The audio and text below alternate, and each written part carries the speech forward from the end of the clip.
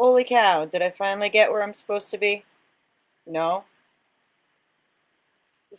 I don't know where I'm supposed to be. How about that? So, very, very new to this. I am trying to figure out why I'm having this problem. Um, okay.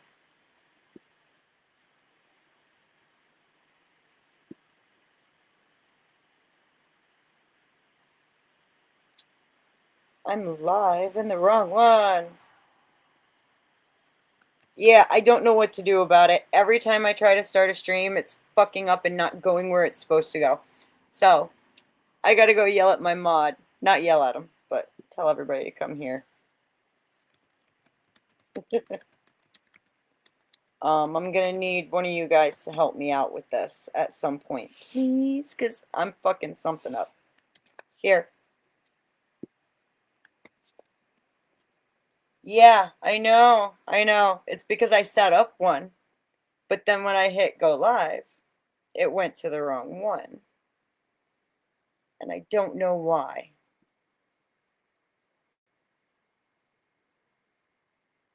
I'm already live, so where is it? There it is. Okay, so this is what I'm gonna do. I'm gonna go boom, boom. Actions, delete. Okay, kicked and hopefully come back over here because I don't know what else to do.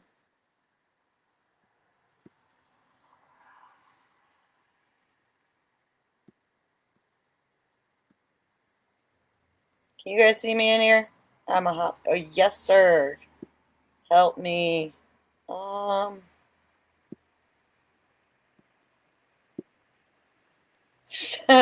Guys, I'm trying. I'm trying and it's a mess. Hang on. Let me get in my StreamYard. Anybody coming?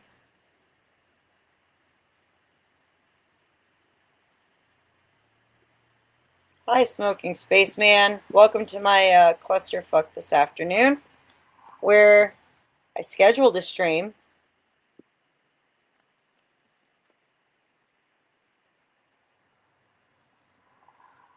I don't know what to do either.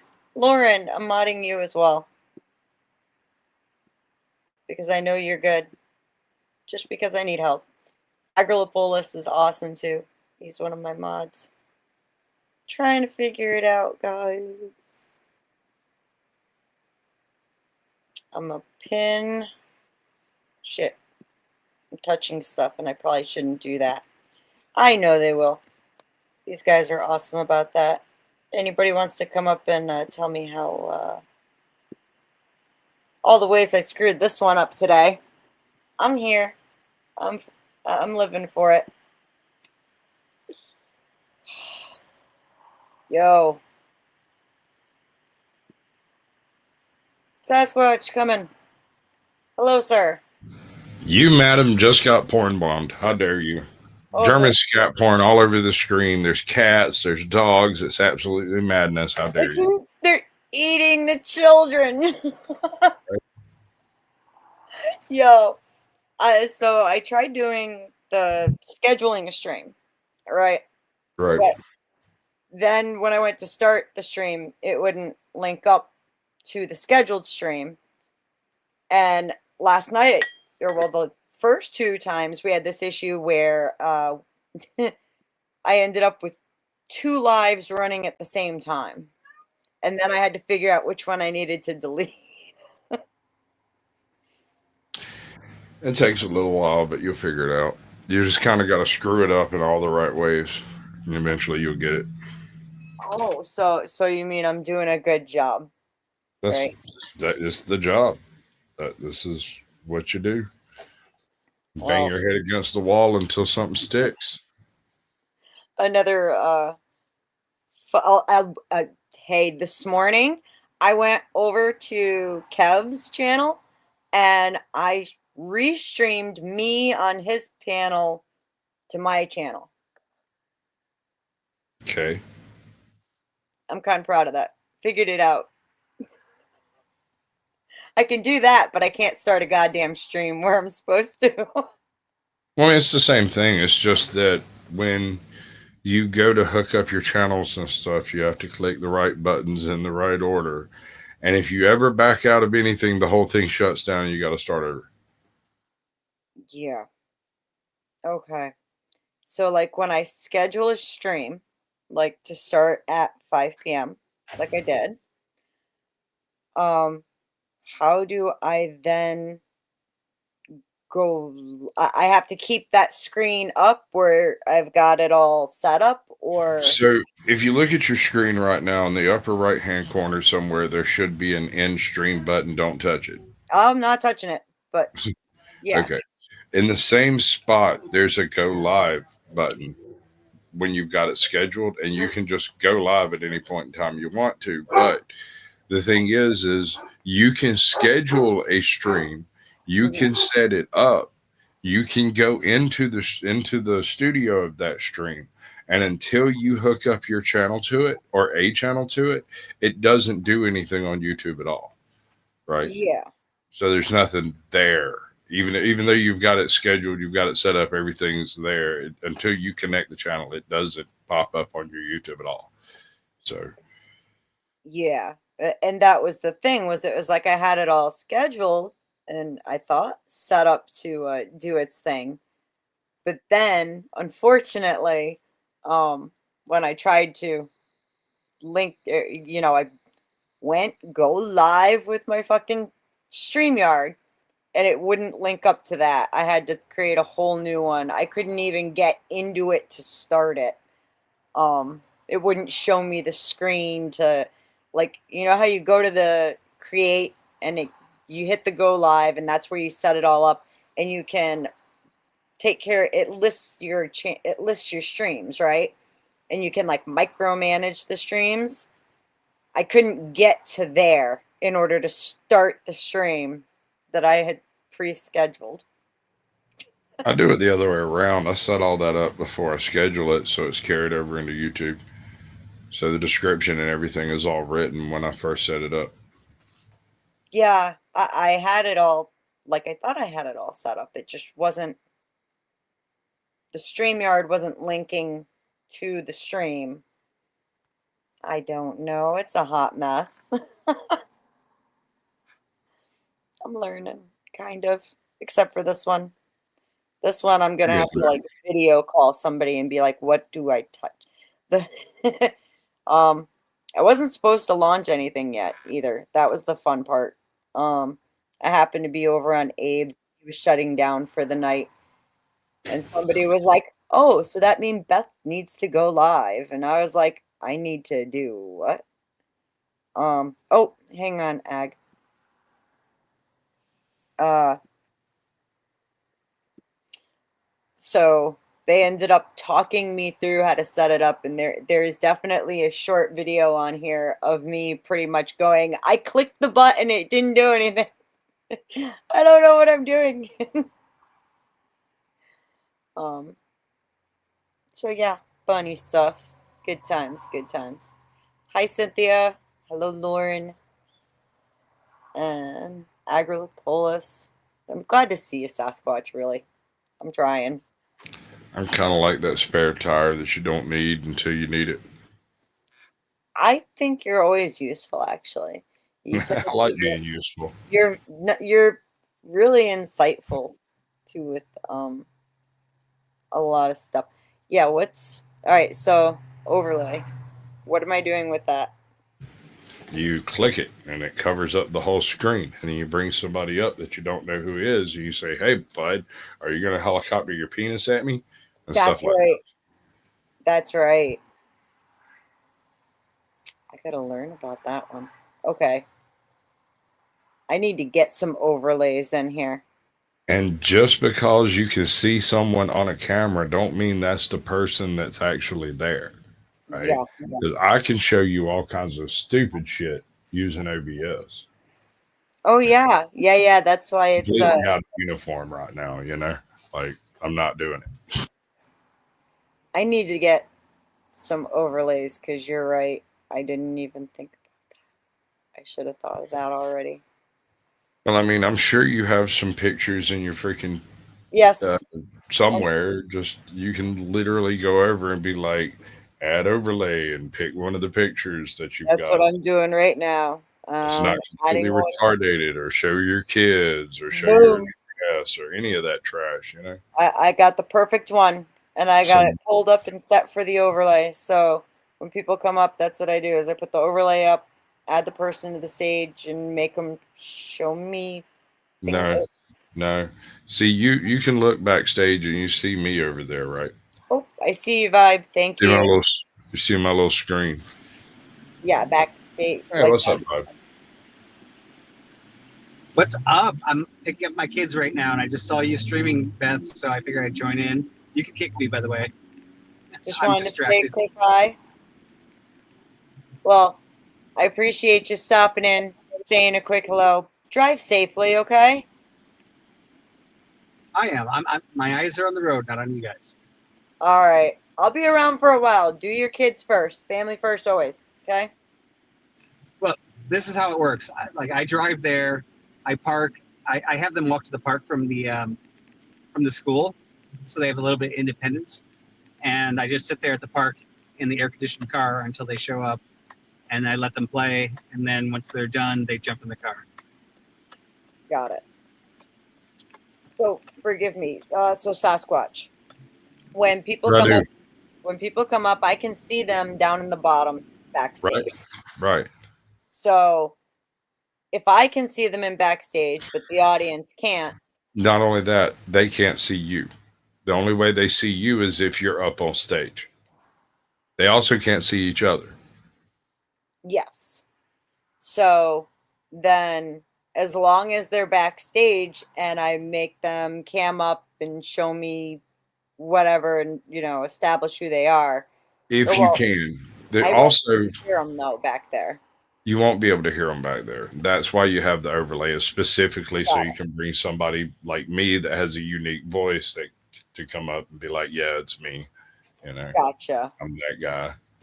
But you still got to be careful because, like I said, with OBS, I could be Vibe.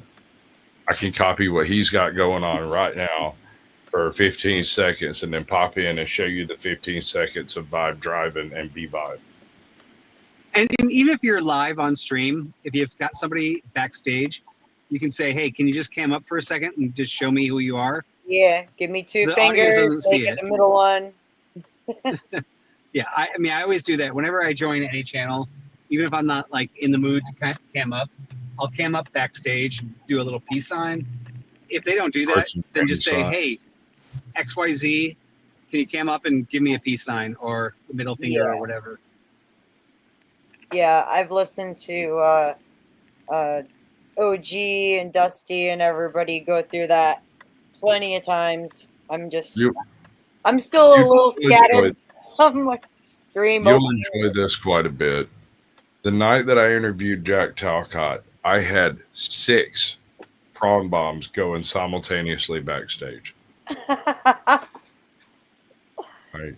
Well, at least you could see them and nobody else could. Dude, if you watch the video, it's kind of funny to me to go back and watch it because I know when they started. And then the way it was like there's 1, and then there's 2, and then there's 3. And, nobody can come up until the after dark anyway. And so the fact that they had showed up early and weren't at all participating in the show at all was already a red flag. So, like, I waited until the end of the show and then booted everybody out. And did the after dark. Oh man. Yeah, I'm going to do my very best to not get caught up with one of those bombs because I've seen people lose their whole damn stream for that, and I'm not Well, about not just your stream. The issue really comes up when you start trusting people, and somebody like me comes in with what I got going on right now, and somebody copies it, pops in with the same icon, same logo, the same everything, and you let me up, and then you're like, oh, I'm just going to step over here and grab something. I'm going to go over here and talk to my kid. It's only going to be 2 seconds. But the problem is it turns into 3 or 4 minutes, and whatever they're playing is what they're playing. I'm just saying, be careful. Yeah. Yeah, So- you got to be really careful too, because Orthodox today, when I joined his channel, I didn't cam up, and he brought me on stream immediately.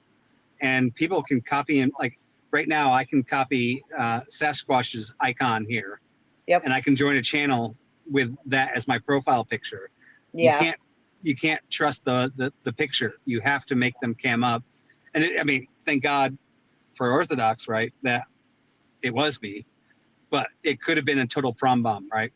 Absolutely. Yeah, like I said, I should have known better a lot faster.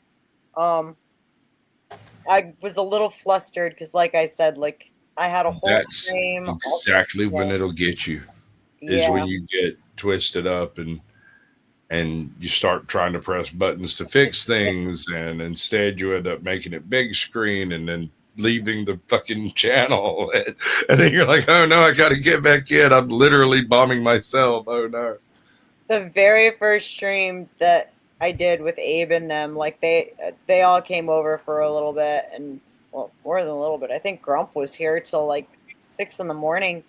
And but like when they first came over, I was like clicking stuff and trying to arrange shit, and I left my own StreamYard. But thankfully the StreamYard didn't shut down. It kept Yeah, it going. keeps And so going. I popped right back in. I'm like, oh my God. The only reason it was like, thank God I pinned it in the damn chat. Oh, I actually like Well, Streamlabs a little bit better, but StreamYard is easier. as long as you're still live, you can go back to your home stream page and go back into your StreamYard studio. If you ever end the live stream on YouTube and then back out, it may not be open to you to do that at that point. And that can be difficult when that happens, because I mean, as the channel creator, I don't feel like I should be locked out of some shit that's actively happening backstage, because I mean, geez, I like titties. yeah. So now there's an interesting question. And sorry, I'm sure this is just absolutely boring for anybody who's watching, but whatever. Sorry, you're just gonna have to deal with me for a little bit. When I end the streams on YouTube and I end the live here in StreamYard, but there's still people hanging out. Oh, Looks like you got a I'm gonna haircut. leave you, vibe. Did you? Drive home. There we go.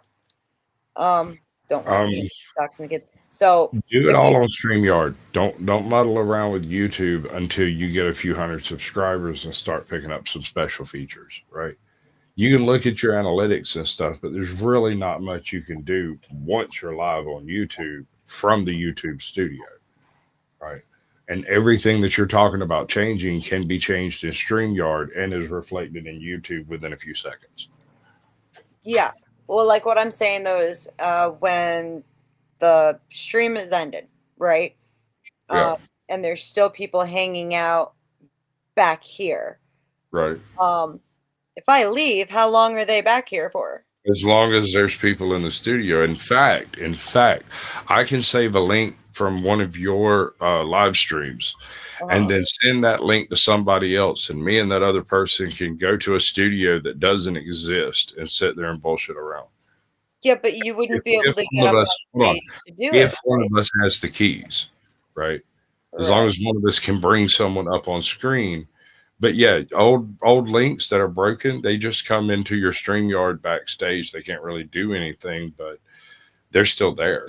I mean, it's a weird sort of system. It is. I'm trying to figure it out. And I've noticed that because I've accidentally gone to old studios before, thinking that like I left the Right. stream and then I went to go back to it, and it turns out it was the wrong. I had the wrong. Yeah. That inevitably Things happens. I mean, can't really help it. It's such an adventure. Hello, Ollie. Good to see you. And Logical Spark. Hello. I'm learning. So everybody's getting to watch me go to school a little bit here, with the It's amazing. worse when you've got 3 topless chicks backstage and you accidentally hit the back button. Oh, I bet It's that's like, painful. no. Oh, I just lost the boobies. Yeah, It was at least 5.5 tits. 5.5. How does that work? Like, what was You she really just want half to ask off questions you screen? don't want the answer Like to. this, or oh, I figured it out already. I Yeah. think maybe, or it was just a really bad. Never mind. What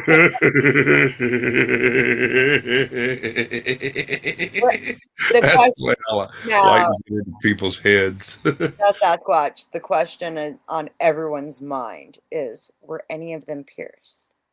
Yes. Nothing amazing, just studs. Any cleavage tattoos? But no, My aunt just some has. topless chicks. And they wouldn't even like clap without hands. They were other than being topless, they were being pretty lame. Well, I mean, you take your W's where you find them. This is what I say. I mean, like, aim for the stars, but the top of Mount Everest is still an accomplishment. just take what you can get and don't complain, right? I mean, I can complain, but nobody wants to hear it. I have that What's problem. the point, right? Like, see, if you start complaining to somebody that they think they could complain to you, that's just not how I roll. Especially when most of my problems are derived from my own decisions, and most of your problems are derived from your own decisions, and you're complaining to me about your problems. I'm complaining to you about my problems, and all of it's our own damn fault. So why bother? Yeah, we dug these holes ourselves, aren't they? Didn't we? But it's interesting how a lot of people do tend to try to they'll make big ass messes and then expect people to, I don't know, be at the I, very least be empathetic towards them. And I I mean, don't have even a I'm problem guilty of with that. That doesn't bother me. The problem I have is when they make a huge mess, come to me for quote unquote advice, and what they're really asking for is validation. And I don't have any validation laying around. I can't give you validation. That's not mine. It doesn't belong to me. So I'm going to give you advice. You can take it or don't. But I don't understand why, when you don't take my advice, you come back to me to bitch about the advice you didn't take. fair. I tend to, at the very least, if I'm asking, it's usually because I'm actually looking for help brainstorming a solution. You know what I'm saying? Well, sure. But some solutions are absolutely blatantly obvious. And most of your basic problems can You're be solved by 5 minutes of true personal thought, right? Not on everything around you, but on yourself and how you're dealing with that shit. And that's where the solution is 99% of the time, is inside yourself, not doing something for someone else. There's no amount of doing for someone that's going to solve any problems. Now, of course, someone has a flat tire and you change their tire where their problem's solved, but they still have a flat tire and they have to replace the spare, right? Yep. I think that we've kind of been conditioned though to not really trust our own judgment on a lot of stuff. Absolutely. That is the first step to unpersoning the other side of any uh, circumstance. And don't try to fool yourself and think you're above propaganda. No, As actually, I'm putting together a whole thing, a whole I want to do several episodes about psyops and propaganda and how it works on people. Propaganda works best on people who are smart enough to recognize propaganda. And that is the most sinister part of it. The idiots hear it and they either believe it or don't. There's not much you can do about it. You just repeat it 10 million times and more idiots will believe it. The cognizant of us among us hear propaganda, may or may not recognize it for propaganda, but regardless of whether you do or don't, it still affects you just the way propaganda is supposed to affect you. Yeah. Now, there is a small percentage of people that actually have a diametrically 180-degree, anti-response. You usually find them wearing tinfoil hats and preaching on street corners, but you get my point. I do. There's actually, so are you familiar with Chase Hughes? Who? Chase Hughes. He so he's former military intelligence. Where is it here in my playlist? And nope. Oh, I've got some really cool shorts actually. That freaking, but one of them in particular. 3 a day for 3 weeks. They're not ones that I made. They're ones that I found. Then do a reaction on them. 3 a day for 3 weeks. You want to grow your channel? You just launched. You should have already had shorts ready and to go. Oh, I've been trying to 3 a day for 3 weeks. You can schedule them ahead of time. You can make 10 of them today and schedule them out over the next few days, and then make 10 tomorrow and schedule them out over the few days after that. just trying to figure out how the fuck. The Smoky Spaceman, I hear what you're saying, bro. Everything is a psyop. It's all propaganda. And I have a lovely collection of tinfoil hats. Yes, me too. I have a very beautiful tinfoil hat. I wear it quite often, a little more than I feel comfortable. But that's the world we live in. Everything is propaganda? It can't be. The guy down at the corner store who's, bullshitting about the game last night is not engaged in propaganda. Neither is the person on the other side of the counter. Neither is, it can't all be propaganda, or there's 0 point in communication at all. I'm looking to see if he has one specifically about propaganda. I'm sure You're looking at the wrong window. Who, me? No. Yes. I'm not talking about what's going on in the chat. You're looking at the wrong window. I did it again. Let me in. I did it again. I thought I was leaving you down there. I was considering I'm sorry. I did it again. I let him in. I didn't talk about the trolls and troglodytes coming from the dungeon. Thank you. It's because I'm looking for a video. Don't hate me because I'm beautiful. You are. You're so good. Don't hate me because I'm beautiful. Hate me because I'm hitting on your wife. Whatever you do to her, I'm going to do to you. And I know you're down for that. So. Don't threaten me with a good time, young man. You might not appreciate what comes out of that. Because the joke's on you, bitch. I'm into that kind of shit. You need to leave. Remember, it's not gay if it's to a certain audience. The things white guys say.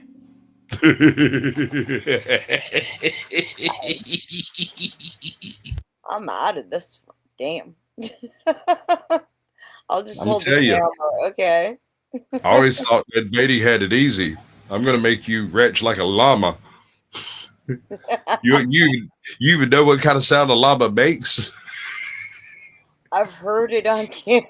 I've heard it in a couple of little videos. All right, you go make random sounds till you figure it out, Orthodox. No, the fuck. That is things that didn't happen for 1,000, Alex. Right? I'm just saying, Ned Beatty had it easy. So he's the one who squealed like a pig, by the way. Right? He had it easy. Everybody knows what a pig sounds like. But I'm going to make you make noises like an ostrich. Do you know what an ostrich sounds like, sir? Good luck. That's rapey. I don't appreciate On the conversation. You're welcome. I have a video, actually, a short. Now that OG's here, I found this earlier. I'd love for you to check this one out. I can't believe what I saw. So I'm gonna get this shit up. I just gotta find the right one. Is it? Oh, that one. There it is. Found it. This actually happened in Alabama, apparently. All right. So while you're doing that, I'm going to sit over here and get high as a fruit bat. Go for it. It's not long. It's only 34 seconds. I got it up. No, I don't yet. Add to stage. Check this shit out. I don't play with a motherfucking man. A man is not gonna play with me. You gonna play with me, bitch. You gonna play with me, bitch. You gonna play with me, bitch. You gonna play with me, bitch. You gonna play with me, bitch, now. Now, cause one thing about it, I don't play with no mother. Don't touch me.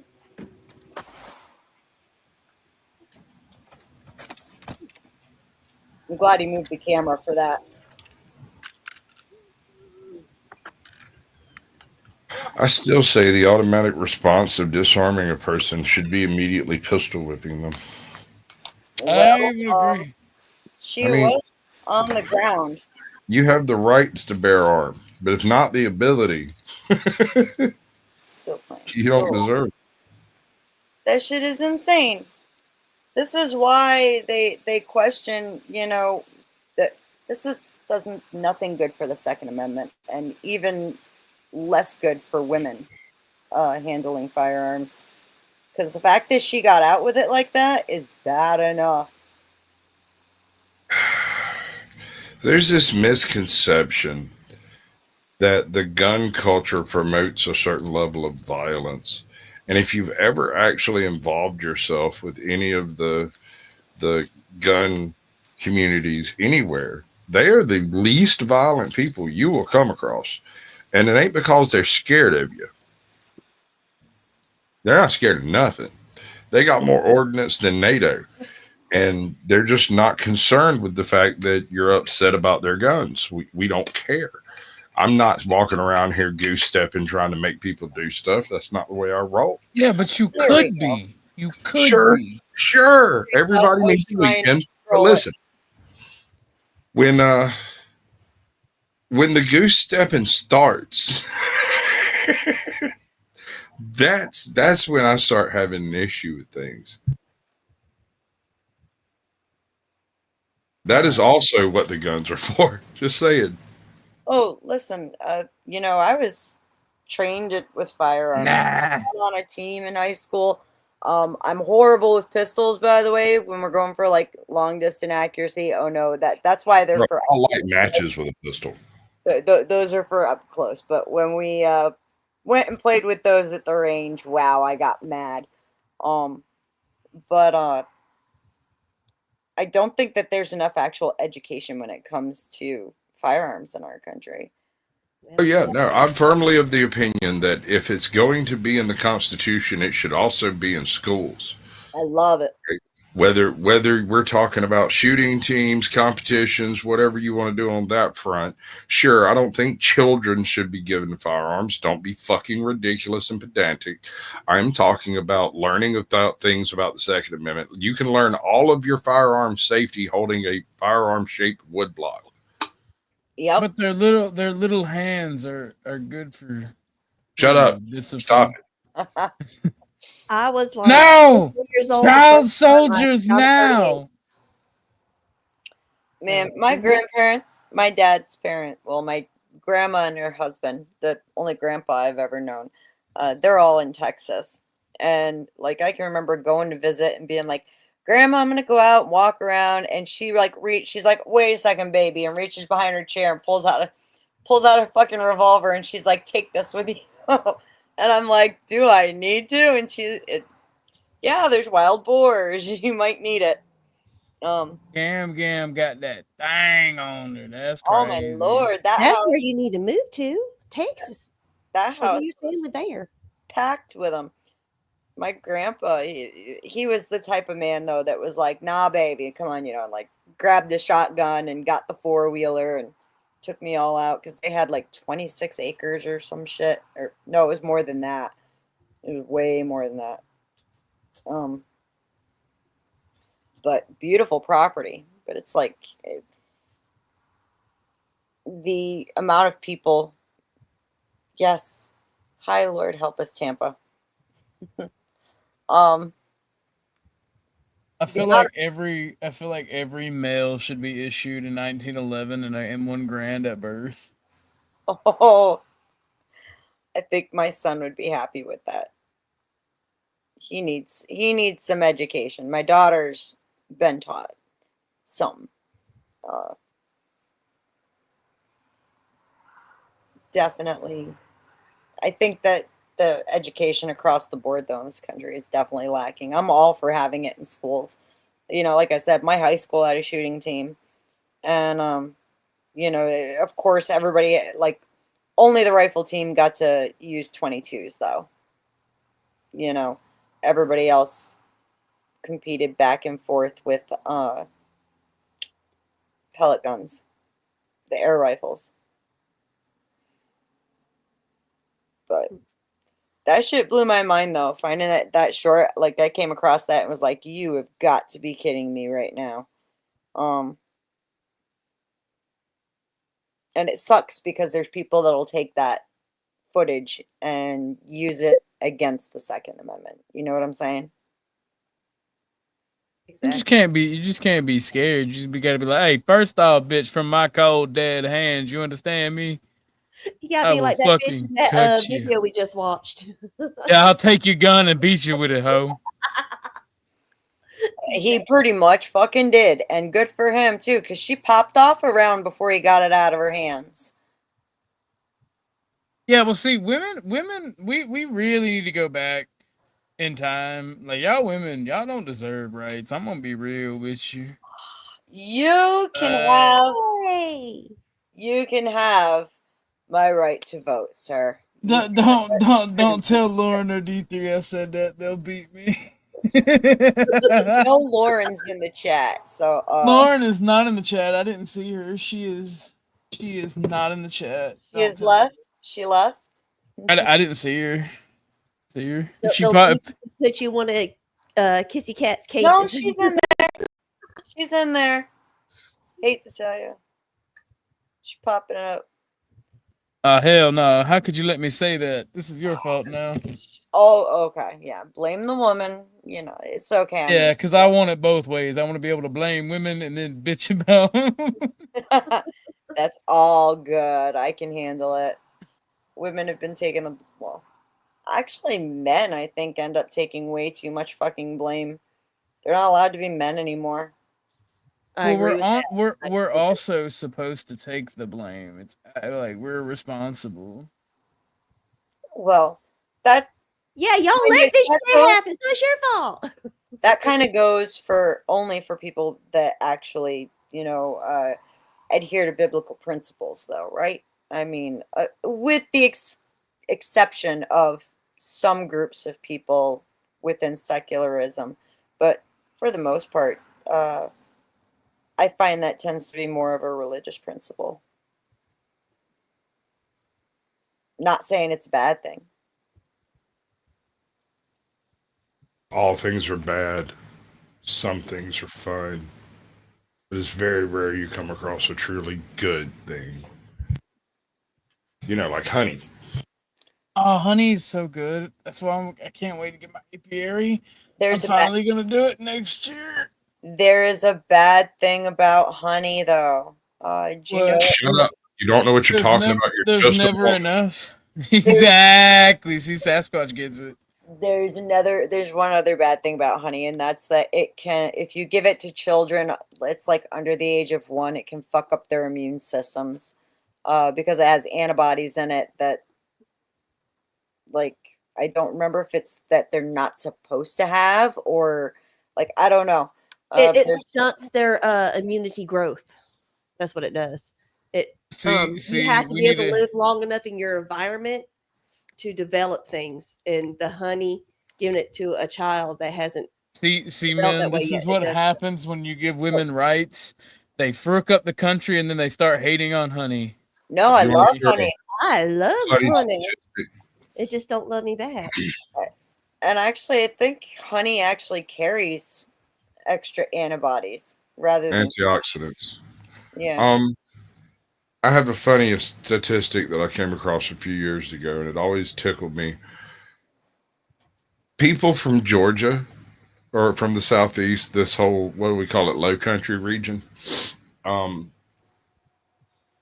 they have a higher average lung infection ratio than the rest of the country.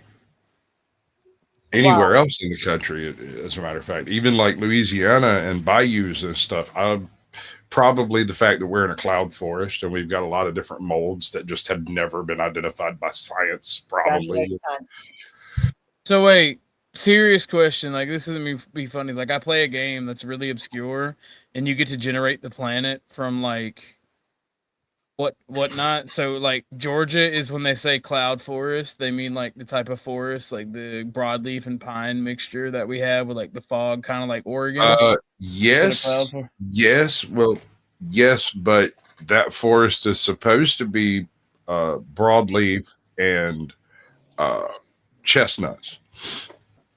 1/4 of the trees on the East Coast were chestnuts before the chestnut blight. And so all of those oak trees you see out there shouldn't be there. There should be 1/3 as many trees, and the trees that get removed should all be chestnuts. And why can't we just go planting chestnut trees again? Because the American chestnut tree is very far removed genetically from the Chinese chestnut trees. The Chinese chestnut trees have blight resistance, but only grow about 30 to 60 foot tall. American chestnut trees were called the Eastern sequoias. When them boys burnt their boats in Mexico and then walked to Florida to build a boat, they built them out of chestnut trees. Now, aren't chestnuts them? No, they're not. No. Isn't there a kind of chestnut that's actually like poisonous, or is it too many chestnuts? Horse chestnut. Horse chestnut. It's not a chestnut, really. Yeah. Well, wait. So what's wrong? Like, are the eastern chestnut trees extinct? Well, not technically. In fact, there's so many of them still alive today that they're not even listed as endangered. But go try to find me an American chestnut that I can eat. Huh. Oh, is it okay? So the chestnut. The chestnut blight, they can be traced all the way to a chestnut tree that was planted as a gift from China in like 1903 or something like that. They planted 2 Dunstan chestnuts in like Central Park. And from there, the chestnut blight wiped out all of the American growth shoots. A growth shoot is the little bit of green that sticks up above the root. The roots are fine. They're still down there trying to make chestnuts. But every time it makes a growth shoot, some of them will make it as much as 30 or 40 feet tall. But then they die. Most of them never make nuts. And so there's almost no chance of a survival line actually taking place from the population that's on the East Coast. What they've been doing is trying to hybridize the American chestnut with the Dunstan chestnut, and with the effect not having an effect on the tall nature of the American chestnut, but rather on the nature of the bark, right? And so not just any crossbreeding will work. Some of them are very resistant, but they grow just like Dunstan chestnuts, and that's no good. Some of them aren't resistant at all and grow just like Dunstan chestnuts, right? So what we're looking for is a disease-resistant variant that is identical from the original chestnuts. And once you have that, you can go about trying to replace the East Coast chestnuts. But when you get to that point, I guarantee you there will be some weird green freak activist over here screaming, "Save the acorns." Brother, the acorns are new. They weren't here before. They were a very narrow portion of the East Coast flora. And when the chestnuts all fell down, which we did the worst possible thing we could do because we saw the blight, we were like, oh no, if we don't cut down these trees, we're going to lose all the valuable wood. and we went and cut down all the chestnut trees. Of course. Back in the day, when a man married a woman, he was at least in the South down here, assuming he was a landowner, voting, doing all the things he's supposed to be doing, and he was planning on having a family, he would set aside 5 acres of chestnut trees specifically for the event that either he dies before he prepares for her for the rest of her life, or they get a divorce. She gets the 5 acres of chestnuts, because 5 acres of American chestnut trees would produce enough financial security for that woman to raise a kid. We have a town over here just outside of where I live. It's a ghost town. Nobody lives there anymore. Oh, But the only reason it exists was to load up wagon trains of chestnuts to take to the railhead over here. It was his whole purpose. So they couldn't find a purpose to keep the town going without the chestnuts? Well, no, that's why it was there, was because it was an outpost inside of a huge, enormous tract of dry land in the South down here. And so when you're talking, 18 chestnuts tree per acre, and you're talking, a half ton of chestnuts per chestnut tree, it was basically, you either bring out your own labor to a location or you give up on getting it. And it was valuable enough to ship back to Europe for the Christmas season so everybody could roast their chestnuts, that a literal economy was built around chestnuts. It was said a man could leave New York City and walk almost all the way to Florida before he had to stop and start hunting, because he could live off the chestnuts on the side of the road. Damn. Well, you know what they can live off up here is the fucking walnuts. I have so many walnut trees. They drive me insane. I'm gonna break my neck on these fuckers one of these days.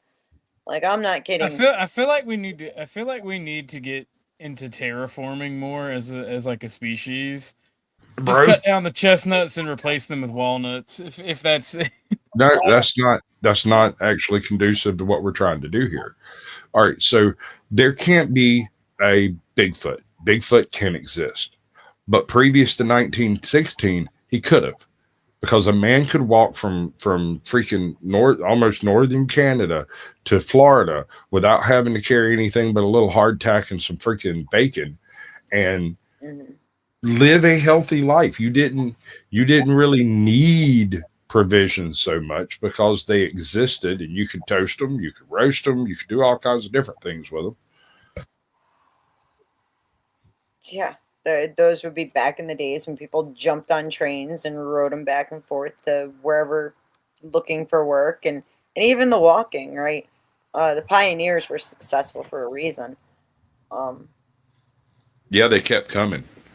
That's why there's the first 3 dozen on any particular tract of land may very well have died of typhus because they drank water from a wheel rut or some stupid shit. Got bit by a rattlesnake.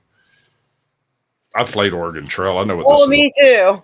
That game drove me nuts, but most of the time I made it to the end. Very few times I died. That's interesting. I didn't know that about the chestnut trees here. Yeah, no, it's one of my very deep held passions. You cannot understand how much different the East Coast cloud forests are without a 300-foot tall multi-canopied shade tree shading the ground.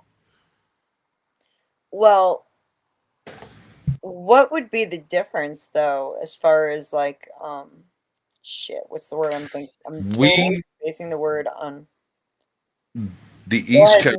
The mountainous regions of the East Coast would experience almost 3 times as much actual hydration on the ground, more water. This is because oak trees are short.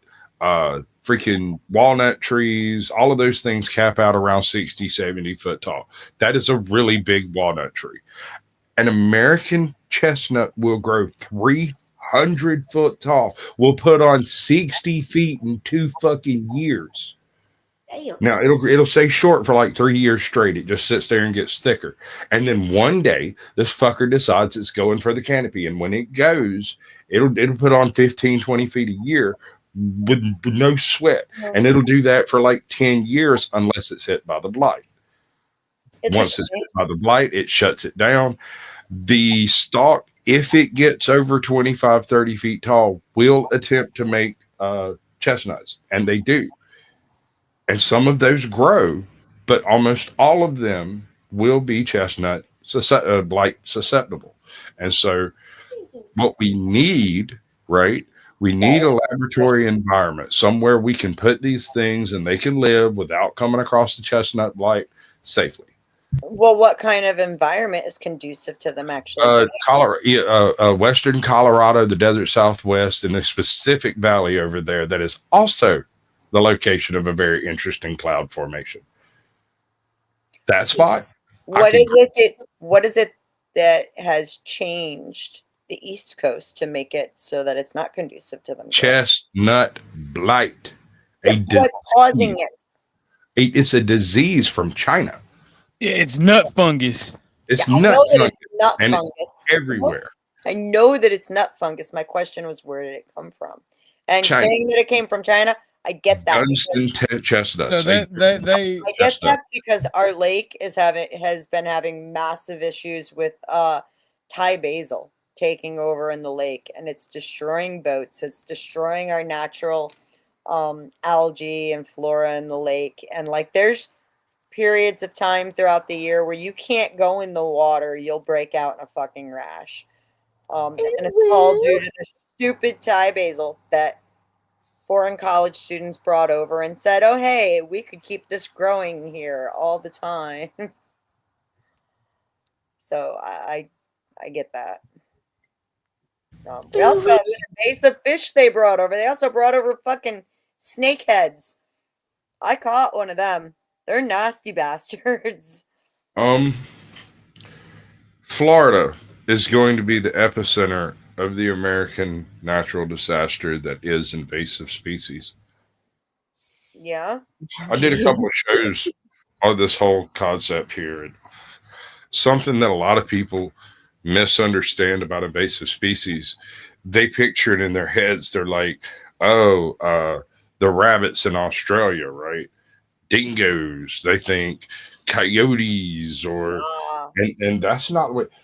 Remember the American Southwest and the literal millions upon millions of endless bison herds?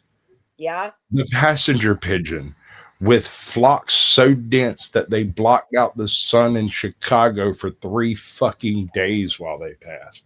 So much poop that houses that were built with flat roofs would collapse from bird shit. Are you familiar with the issue that we had with starlings, where they were doing a play in New York City? They were doing a Shakespearean play or some shit, and they brought over starlings specifically for this one performance. They released them, and now that's how we have starlings here, and they're a huge problem. Well, this all goes to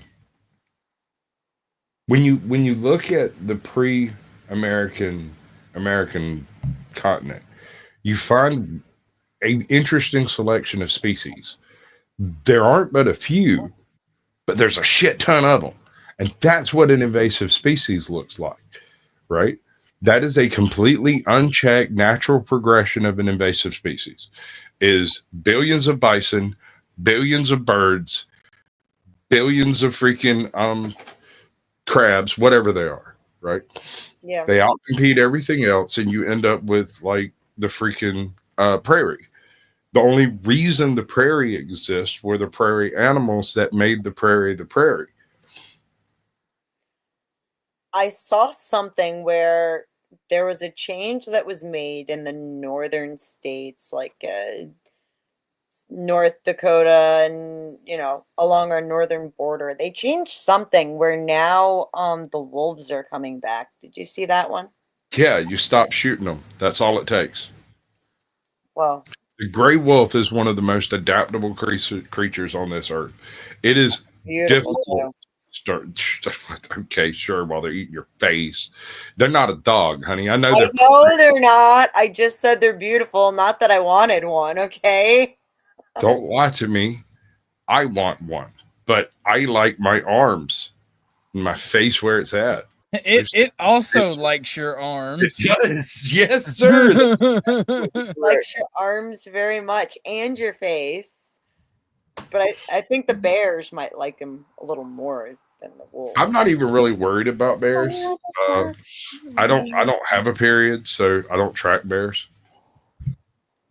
Releasing beavers in the desert. Okay, Lauren. I said there's a joke somewhere. There's gotta be a joke somewhere. Unless Sasquatch. No. There are desert beavers.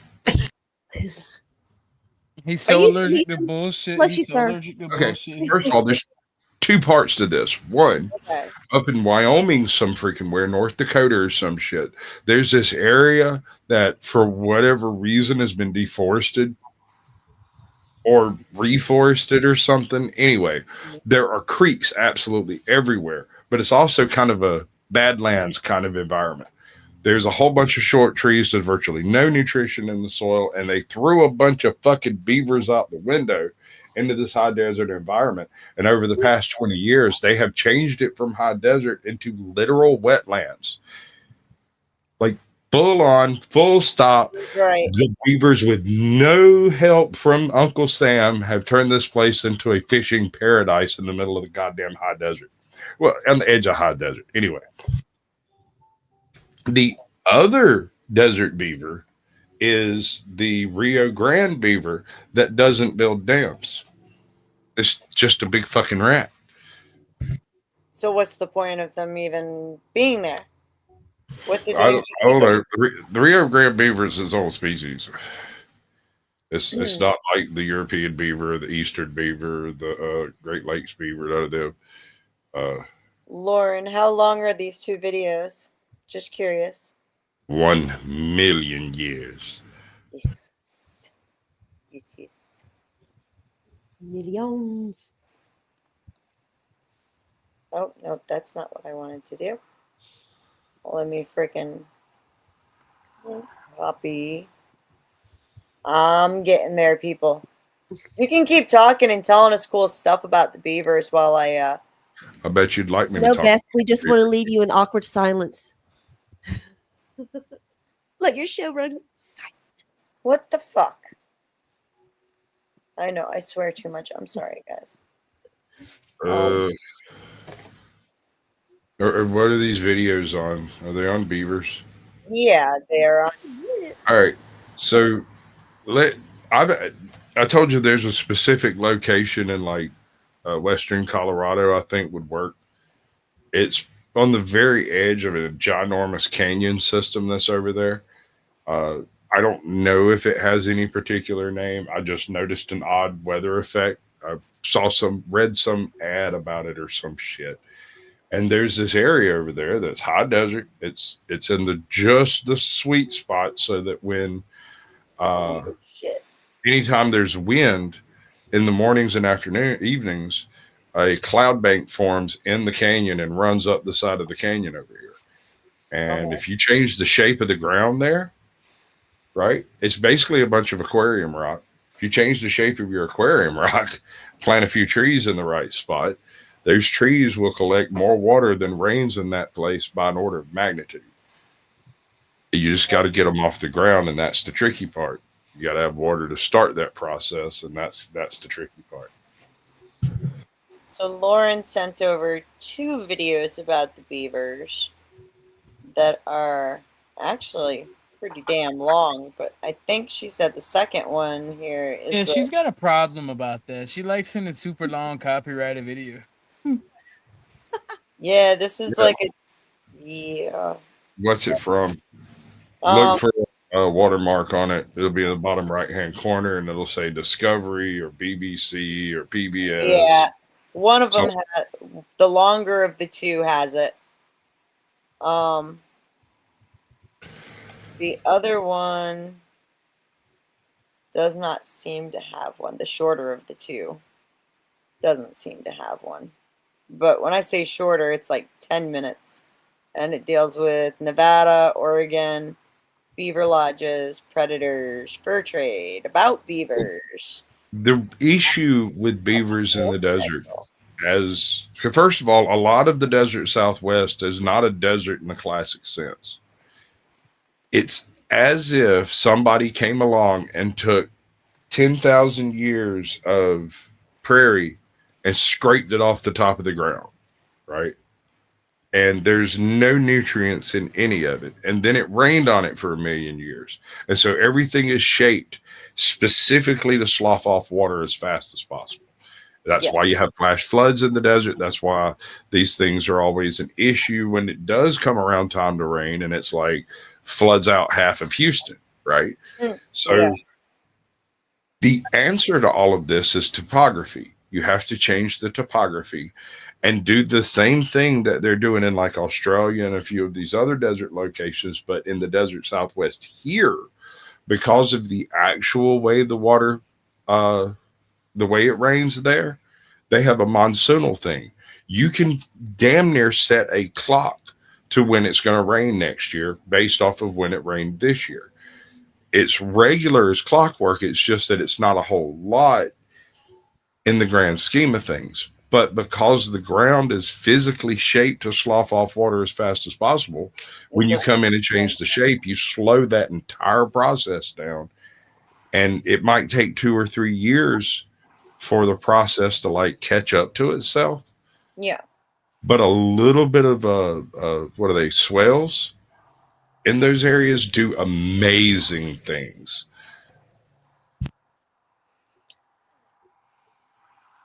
I'm fixing to send y'all. Oh shit! No, hold on. Let me get. You failed. Hold on. So do you think that is the ultimate goal, is to try to make well, I would assume that would be the ultimate goal, is to try to make those more deserty, northern Southwest areas more usable, and probably see you guys. Oh, you're out of here? Are you leaving? Bye, So- OG. Thank you for coming, OG. I appreciate you. A lot of people misunderstand the nature of the problem when it comes to that. It's nutrition. The entire thing is nutrition. If you change the shape of those gullies and canyons and stuff, and everywhere there's a washout, you stack up some rocks, and everywhere you can, you deviate water to flow with the terrain instead of down the terrain. It takes a shit ton of work. It takes huge, heavy equipment, and it takes time and effort and money to do all of that. Once it's done, however, you're talking about a ranch that will be viable for the next 200 years. As long as no one breaks the earthworks that are in place, that thing is pretty much self-sufficient. Once you get everything you need planted over there, once everything's growing and you start a fertility chain, you're in like Flint. It's just uber expensive to do it. Yeah. So I get what you're saying, for the simple fact that, like, where I live, we have a lot of creeks. You know, we've got, well, first of all, I'm situated between 2 lakes on a hill. So that is one nice thing, is at least the topography works for us really well. And we have those creeks with those ecosystems. And like, this is prime farmland, prime wineland. Like, some of our wineries actually beat out the Napa Valley wineries. Now imagine recently you take all of the dirt off the surface and there's nothing but rocks and rock dust. You've got the same amount of water you got, except the ground is specifically shaped to carry it straight to that lake and for none of it to stay on the mountain. Is it then a winery? No, it's a desert. It looks like a desert. That's what you'd call it. They have to actually dig ponds and shit out. And you see a lot of farms that do that. They'll work with the creeks and dig additional drainage, because we get some of those floods around here that fucking, it destroyed the highway out in front of my house one time. Like I had pumpkins floating in my garden. Well, consider this. The area that I'm in Georgia is above the Okefenokee, but below the Appalachians. We are in the foothills where the beavers have essentially taken over. They have basically more run of the land than the state does because they were here first and we built our roads around them. And so when it floods here, the beavers deal with it. I mean, it takes something like Helene to come through and to really break down shit because there's a creek over here down the road from where my baby mama used to live. This creek is typically ankle deep, not even a stream. I mean, not the kind of thing you would think to fish in. And when Helene come through, that thing was 35 foot deep. And that's the way it is here. There's so many creeks and like irrigation, like small ditches, irrigation ditches that run through, right? That all of the creeks don't get very deep unless you go down like to the one where they're starting to meet the lake, right? Then they actually start getting deeper, or well, at least deep enough that you can swim in them. However, up here, oh shit, where was I going with this? I got distracted for a second. What did you just say before I started talking? I'm so sorry, Sasquatch. I got distracted for a minute with something. Well, I'm just saying, in this area, because everything is clay and we don't got no rocks bigger than your thumb, right? The beavers pretty much just have absolute freaking control over the area as far as water's concerned. That's the big thing is like when we have these big floods, right? Because there's so many exit points for the water to go and travel down to the lakes. It's very rare that we actually have to worry about big floods. Now, having said that, we've had a few storms, and it happens every couple of years where a really nasty storm will come through. And a prime example, we had one that was so bad, it took out a lot of the houses on the edge of the lake. And there's a campground down there, and it actually swept campers in their tents and their RVs into the fucking lake. And they were calling for anyone with boats to come and help rescue people. Even where I am, which is almost at one of the higher points, it's one of the higher points on the hill. Like our roads were shut down all over the place. It took out the power. It took out highways. Well, there's a difference between flash flood conditions and your average flood conditions, right? Yes, of course. Helene was one of the most amazing flash flood conditions I've ever seen in my life. It was there was a point in time where it was raining on 3 sides of me. There's a short up on my channel, and it was the day before Helene shows up. It's already misting rain, and I have a manhole cover dancing on water spewing out of the sewer system. It's not even raining where I'm standing. Yeah. But it's raining over there. It's raining over there. It's raining over here. It's raining over there. And it's raining over there. But right here, it wasn't raining. And I got out of my truck, walked over and filmed that manhole cover with fountains, like just kind of dancing on the thing. And that type of that thing, it's a different situation when you're talking about the desert Southwest flash floods versus the East Coast flash floods. East Coast flash floods, it's going to rain 4 days before you get to those conditions. Gotcha. We have a huge amount of redundancy in our waterways just because it doesn't rain everywhere all the time. It takes a really big storm to come through a very specific way to flood out a complete drainage, and that's what happened with Helene. Is we got popped right on the freaking nose. Like everything drains out through here. So after you come through and knock down all the fucking trees, and there ain't no way to get through up and down roads, there's nobody coming to help you because they can't get here. Yeah. How often does that happen where you are, though? Every 3 or 4 years, something like that happens. But we Here. have full blown panic hurricane conditions just about yearly. So This at least once a year, we'll have a bunch of crazy people from Florida come through and, steal a bunch of catalytic converters and knock over a handful of freaking, uh, like a whole bunch of hotels and shit will get robbed. Oh man, see where I am, they do that all the time anyways. It's nothing special. But like so I grew up on the ocean, so I've in the northeast though. So the hurricanes I dealt with are nothing like what you guys dealt with. Oh, absolutely not. Nothing at all. I consider myself grateful. Look at it this way. Y'all occasionally get a tornado, right? This year, that's what I was just going to talk about. This year's been weird. We had 3 early at the start of the summer. My point is, you see the damage a single tornado does. Yeah, and these aren't big ones either. Helene spawned thousands. I remember. Down here, where I'm at, we might have 30 or 40 coming off of a single hurricane. You never know. It might not do it at all, though. It depends on the angles, the wind, the landscape, a lot of different variables. But some of them, like Ivan spawned tornadoes constantly the whole time it was over land. It was an absolute fucking blender. Helene was more of a straight line wind kind of thing, but the leading edge was constantly pulling off tornadoes off to the east and the west.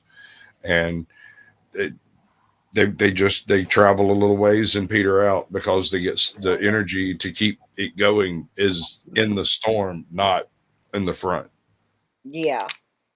Oh yeah, I get that. Like, it's very rare that like we get tornadoes up here, but the few that we've had, like this year, is the most I've ever seen in a single year. Usually, it's like one. Normally we get as many tornadoes as we get earthquakes. So 1 every 2 to 3 years. And usually they're very small. At the start this year though, like holy shit, dude, we had 3 in less than 2 months. Well shit, I think it was it would have been maybe right about 2 months. See, we have tornadoes based off of supercells. They're typically small supercells, big tornadoes, for whatever reason. Because they don't generally live very long, but wherever they pop up is absolutely mincemeat. We have Lauren's talking about, rather Tootie Bugs talking about Southern names. We got a lot of places like Oconee, Ogeechee, Okefenokee. All of this stuff is corruptions of Native American words. Land of the trembling earth.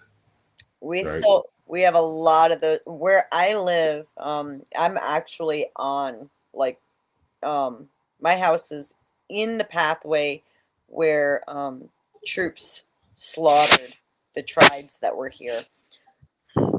They pretty much marched straight up between the lakes and it was either, submit or die, plain and simple.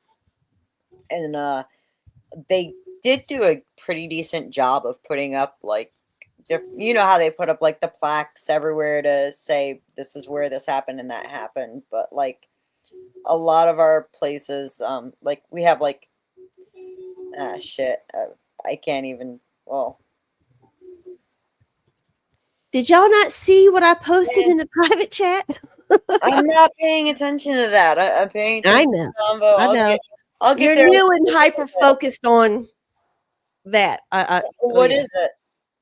What's it a shirt? Just watch it.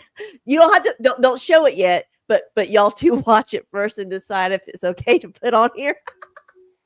Okay, I'll try to figure out how to do that. Well, it should be because somebody else had initially posted it, so it shouldn't get. All right. So let me break this down the way I feel about it in terms of service. It is perfectly legitimate, and you can show it, and there shouldn't be any issues.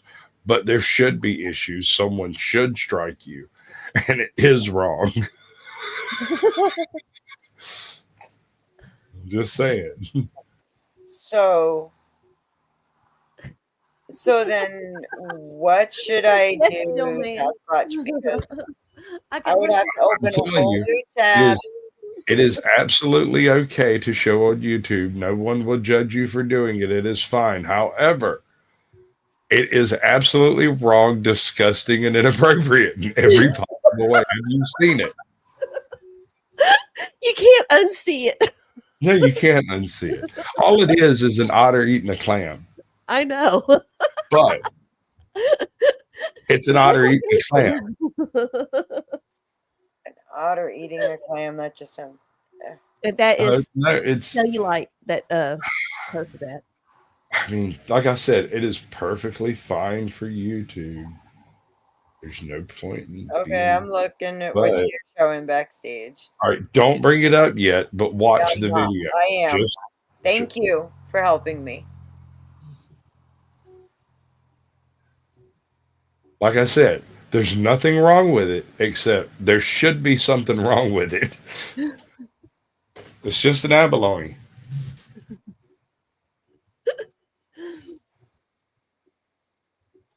Right? So, I mean, I'm with the guy on the video. I had exactly the same response. It's just like, the fuck? You know who that is, right? Yeah. I'm like, that's not the guy from Tropic Thunder, right? I can't tell. No. Can't see. Like, I caught 2 seconds of his The channel's called Cellulite Podcast. He's my buddy. Him and his wife. They're the ones I'm always talking about. Raw B, Raw G, and then Cellulite's her husband. Your mama. She is an awesome woman. Wonderful woman. She's a smarty pants like you, Beth. She's a Miss Smarty Pants. Well, back to what we were saying real quick, though. I do tend to like how they try to at least keep some of the names like what they should have been. I don't necessarily agree with a lot of the things that. Well, I'd say that's cultural appropriation there, young lady, and I think you're out of place with your colonial concepts. I mean, how dare you come over here and try to tear our heritage and nations up? Yo, I have enough Native American blood in me that it showed up in both of my kids' DNA tests. Okay, we good. My great grandma was full-blooded. I really, at this point, don't see how that's a flex. It is a flex, damn it. I'm proud of my family. All right, Pocahontas, we'll go hunting later. Get your bow and your arrows, and I will bring my pistola, and we will see which way this is going to go. God damn it, I'm too short to climb trees. We have a problem. That's not the only one. I'm just saying, I could hide in the trees. We're all about that guerrilla warfare. I take that as a personal affront to Sasquatch kind everywhere. We are the gorillas in the mist. That movie, when I was little, that was one of my favorite movies when I was a kid. I don't know why, because it's so fucking upsetting now that I realize what the movie's about. And like you call it warfare. We call it Tuesday. Sasquatch. Do you remember the movie Project X with Matthew Broderick? Yes. Where they're training the monkeys. Yes. Oh. Yeah. Tell me how. I'm so glad I didn't understand exactly what that movie was about as a child. It's so much worse than you think. You should watch it as an adult. It's so much worse. Oh, I know. There's more to it. A lot of things you miss as a kid are the technological, and cultural and political overtones of everything that's going on in that lab. Yeah, first of all, kids, you're just like, ooh, gorillas. The lab doesn't exist. It is a black project, right? And that's never actually mentioned in the show, but is sort of impressed upon people as you go along that there is no funding for this. We cannot fail. And if we do, there can be no evidence that this ever took place, right? because it's inhumane. It's completely wrong. The chimps involved with it were all, if I'm not mistaken, genetically altered to be more intelligent than your average chimps. I think you're right.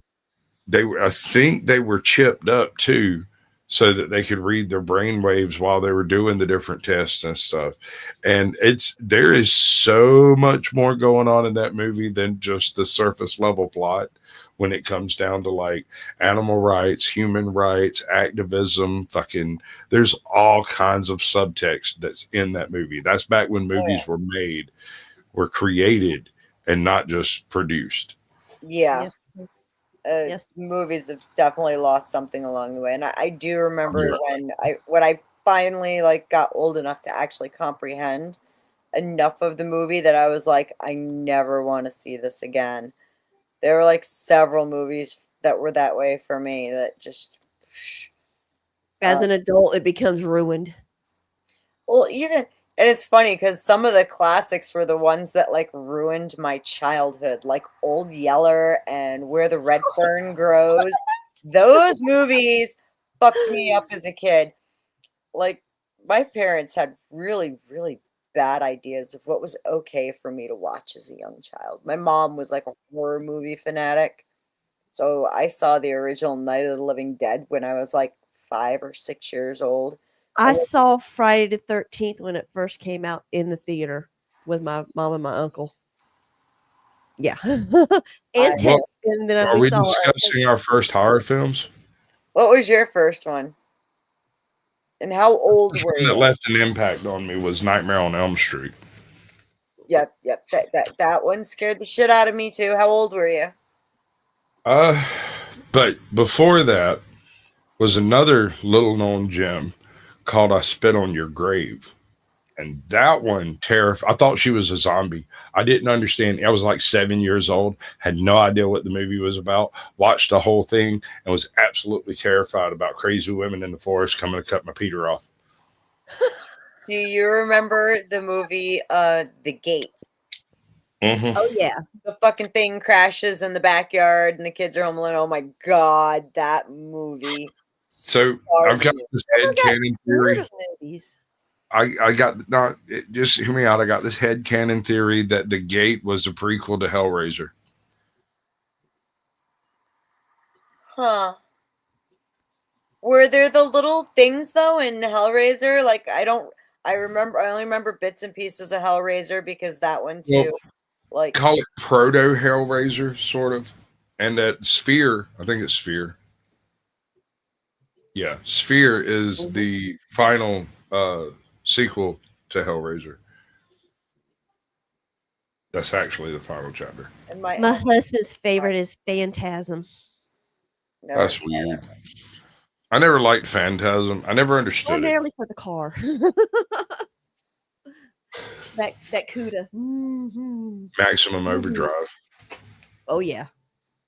Oh, there's an old one called The Wraith. Oh, yep. That was a good one. The Dock. No, The Raft. The Raft. Have you ever seen The Raft? It's based off of a Stephen King short story. It's all about these kids. It's the last weekend of school before summer or whatever, and they're all going to go off to college to different places and everything. And this is their last, their personal friends group last big hurrah. And they're going to the raft. Now, here's the thing. They usually meet up at the quarry over here and they sit and drink and smoke weed and stuff. But this time they're finally going to break into the nobody goes there pond and swim out to the raft that's out there. Now, in the story, there's something like the blob that lives in this lake and it comes up and eats all the kids on the raft. Yeah, that was a short in one of the was it Creep Show? Something like that, yeah. Yeah, it was one of the shorts in it. Yep. I remember Creep Show. Well, the short story version of it's a little more detailed on the kind of crap that's going on the raft. There's another story from that same time period where it's almost an identical story, group of kids going out to this raft, and it's loosely based off of a true story in that there's a specific type of black widow that associates with water. And it turns out that when whoever built this raft, it made a perfect environment for literally millions of these black widows. And so people who go out to this raft just die. Okay. Right? Yes, I think I remember this. And don't they get stuck on it or no? In the Stephen King movie, they're trapped by the oil slick that's trying to eat them. They can't swim away because it literally digests them when they get in the water. And like on it the can't Beast lift Master. itself quite high enough to actually get on the raft. And so as long as they have to stay awake and moving so it can't like pile up and get inside the raft and get on them. Yeah. It's a terrifying situation. Yeah. It is. But the spider one is the one that actually trips me out because it's the result of an actual case. I think it was in South Carolina, and it had to do with a raft that had broken loose in a lake, like a dam, and the raft had washed over to some spot next to the dam.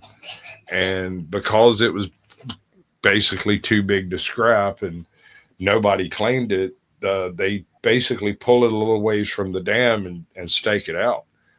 I think that happened at Lions Beach in Monk's Corner. Right. The lake that it was at, I used to go there all the time.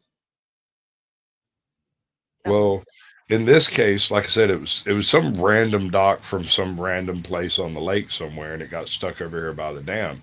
So whoever manages the dam pulls it over and just cables it up somewhere where it can't be in the way. And every now and then people go out and mess around on the raft, but they noticed, there was a 20-year-old woman found dead on this raft. A couple of weeks later, there's a 15-year-old kid found dead on the raft. A couple of months later, there's some 20-year-old hunter with his boat tied up to it, dead on the raft. And for the first few years, nobody knew why it was happening, and no one really made the connection of, clearly there's something up with this raft, right? It wasn't until the testing methods, and I mean this went on for like 20 years, but the testing methods of spider venom became good enough that we could detect someone having been killed by a black widow. Cool. Because usually you just find a dead guy. Yeah. But don't they have, at least with black widows, because I know like with brown recluse and other ones, the bites most definitely leave a significant all right, picture it this way. It's not the bite of a black widow. One black widow might kill you. A big enough, a large enough man might survive it. Okay. But the raft was a perfect home for them. And people, and it was right there in the sun. It looked beautiful. They'd climb out, lay down on it, disturb some of the spiders, get bit 20 times. So then they would have them everywhere, and that would. But I mean, it would. What I'm saying is, it's more than just finding a dead guy. I mean, they'd have to be able. They should be able to identify the fact that he's been bit by something, right? Maybe. Black widows are small. And if you're not thinking spiders, I mean, yeah, okay, there's a bite, but this guy's a hunter. That kid was swimming in the lake. This chick swam over to the fucking thing. I mean, people have bites. They ended up burning it. Carolina. I think so. Well, that's the only thing you can do in that situation is fucking throw a Molotov cocktail at it and I mean, yeah. Just keep it going. Pretty much what they did. It was set up. It was flaming arrows. I've seen a picture of the dock of the little raft thing, and it was basically a pontoon boat that had been stripped down and made into a floating raft. So it wasn't even really a raft. It was. So they just burned it and drug the pontoons out of the lake. That's wild. I'm trying to think of others. I feel like Clive Barker might have wrote something about that too, but I can't place it in my brain. Hey, Squatch. You want to tell Lauren about Okefenokee Swamp? Then it's a little bit of Land history. of the trembling earth. What exactly? The land of the trembling earth. What are we talking about? What specific? Yeah. Just the history of it, like how it got its name and whatnot. Because you are a smart I don't know any of this, so I'm happy to learn it too. Actually, how about that? Yeah. The way the Okefenokee got its name is kind of weird because the myth of quicksand has existed throughout human history, and yet it's very rare that you come across places that can actually swallow your monkey ass up. That's not nearly as common as the movies would have you believe.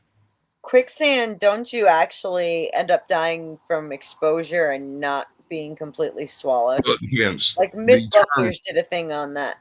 The term quicksand, and I'm holding up quotation marks, doesn't really apply to virtually any circumstance that actually exists. Dry sand in a natural environment does not slide that way. And so unless there's a sinkhole nearby that's drawing the sand in, you don't get sucked in by dry sand. That's kind of not a thing. Under certain circumstances, mud can appear solid enough you can walk on it and it'll slip right through. And that can be 30 foot deep. So, but in almost every case, it's a case where you're displacing more than the ground is. The Okefenokee, though, it has a unique horror in store for people who don't know what they're doing. If you're not swamp wise, that is. Because the water level only moves a few inches over the course of a season, the roots of the cypress trees grow out in mats across the surface of the water. And the leaves and needles and other things and bird droppings and everything builds up something of a land over these root masses. And then the hyacinths and the watercress and all the other water plants that wash up against it add a little bit of root mass to it. And then a storm, and then a bird comes along and poops on this root mass. And it makes a tree. A tree grows here, and that shit is completely unattached to the earth in any way and is merely floating there at the behest of all this floating vegetation. And then a storm comes along, raises the water level a bit too much, and that chunk of earth detaches from the ground and floats the fuck away. And it might be 4 or 5 acres big. It might have a small forest community on it. The damn thing might have a whole handful of squirrels and a full ecosystem of its very own that just floated off from its burgeoning territory. And say somebody like me or you comes rowboating the fuck along and we see this island over here. We pull up to it, we get out and we walk on, and there's a little bit of wind blowing and 2 of the trees lean away from each other, and their next step has a 30-foot bottom. You go under, the 2 trees come back together. There is no way out from under that island. You literally vanish like a fart in the wind because the island shrugged. It is the land of the trembling earth, and it is not to be taken lightly. We have a not the same situation, but like a similar thing when it comes to some of the spots in our. Actually, madam, there is not the same situation. It's not the same at all. It's not the same at all. That we don't have like floating pieces of land that swallow you right up. However, in our creeks, instead, we have areas where you're walking and it's knee deep and everything's fine. It's been knee deep for fucking, damn near a quarter of a mile. And then all of the sudden you are down and you are under and you can't find your way up. Sounds like the Strid.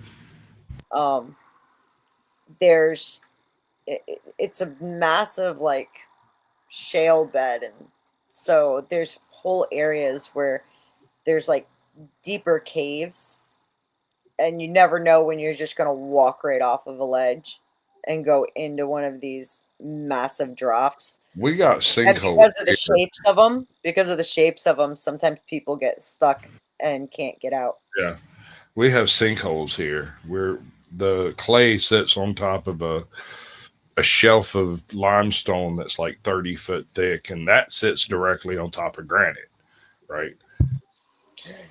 So, damn nature, you scary. damn nature, you scary. Yeah, no. Here's the fucked up thing here about that. So you live in a swamp. You get in your boat, you paddle the fuck around, you get used to where everything's at. Come along one summer, there's no rain, the swamp's gone. You walk out there and you're completely freaking lost. And you find out that the best fishing holes that you know are all directly over sinkholes that are under the swamp. And it's like, you should have guessed, right? You should have guessed, but you just didn't think it through far enough. Of course, those Isn't are the that best. what technically makes a whirlpool? Not No, necessarily. the water coming out of the sinkholes has higher pressure than the water going in, if you get what I'm saying.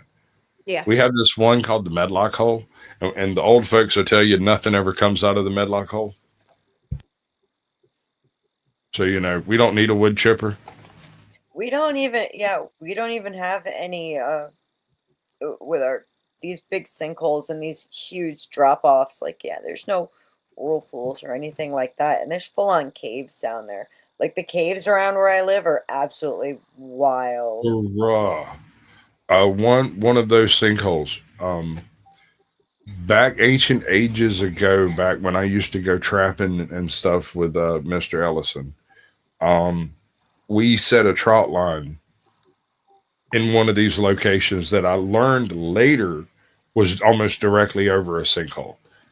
He literally, I'll never forget it. He literally balled up the bait and everything on the lead and then sidearmed that sucker like a pitcher to get it far enough out there for it to drop into the middle of that hole. We pulled a leatherback snapping turtle out of that hole. We have some big ass turtles here too. Like, you gotta wonder how long they've been around, because some of them are just like freaking, they're massive. I caught one on my line and I'm sitting there and I'm like, well, what the fuck am I supposed to do about this now? And of course it was like the one time we left the knives in the car, so my friend went to go get one, but thankfully before he got back, the turtle was smart enough. I watched it literally bring its front fucking paws up and just unhook itself and swim away. But they'll be crossing the road here and traffic has to stop for them and stuff. I got one for you. To tell you the type of person my pops is. So we had some friends of ours from out of state. They were from Texas, and they came over here to do some white-tailed deer hunting.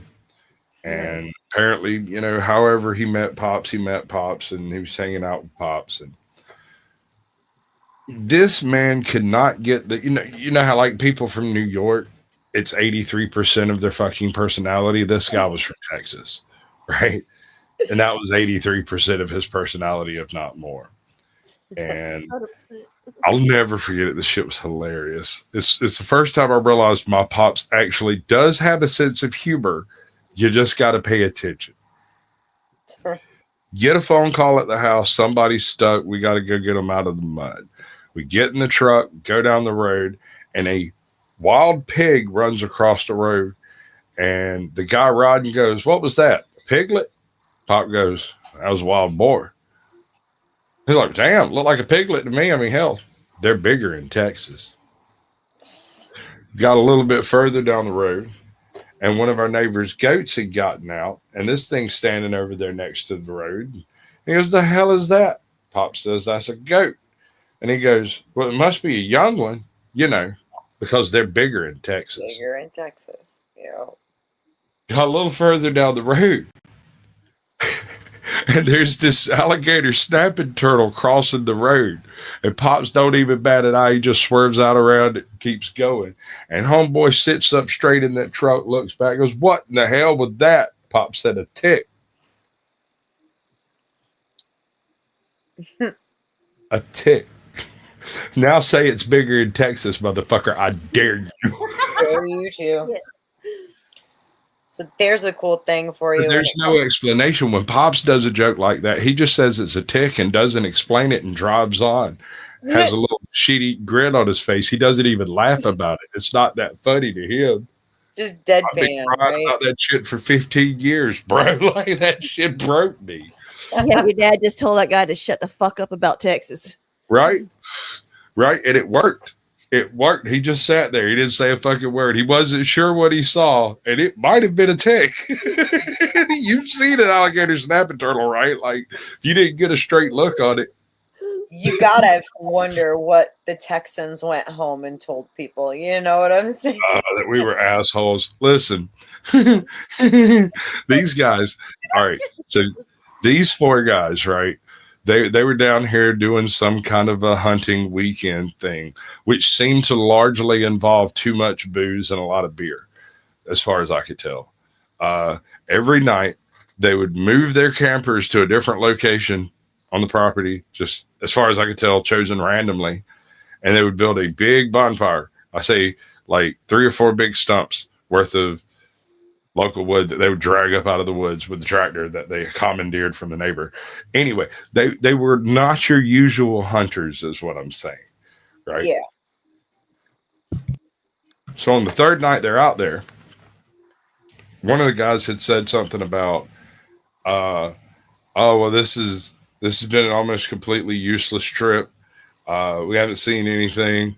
We haven't hunted. We haven't really had a chance. Had it raining the whole fucking time, for one thing. So, like, if you're not willing to get out there in it, I don't want to fucking hear it. And we're sitting there. There's this freaking fire. And I'm not exaggerating. A buck looks around the end of his freaking camper. He is literally standing there with his rifle. He drops the magazine out and pulls the bullet, clears it, sets it down, and there's a deer right there. It's not 10 feet away, and it just stands there and looks at him for a while. And homeboy goes about taking his rifle apart, and I'm just sitting there, just watching the whole thing take place. All 4 of the guys sitting there talking. And when they get all their shit broke down, trying to get the rain out of it, because they got this little fucking tent set up. And I'm like, oh, boys. And they look at me and I point. And they turn and look, saw that deer. And they all started trying to be Rambo, putting their shit back together like fucking Forrest Gump.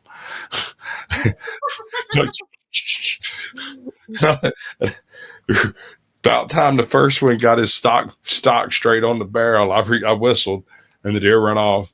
And they all got mad. And I was like, bitch, kind of deer. Don't come over here and let that damn baby wander up in your fucking tent with you and kill that bitch. What's wrong with you? That's not even the experience. At that point, it's close enough you can practically knife it too, right? I mean, no, not really. Thing is, deer kill more people than bears. Deer are vicious, yo. They will kick the shit out of you, and they bite. Kill. And they bite. Yes, ma'am. So, Babylands. Here's a crazy one for you. So, where I live, there's an old army depot, right? And I remember when it was still running. My aunt actually used to work there as a secretary, right? One of the civilian secretaries. And they ended up having to shut it down.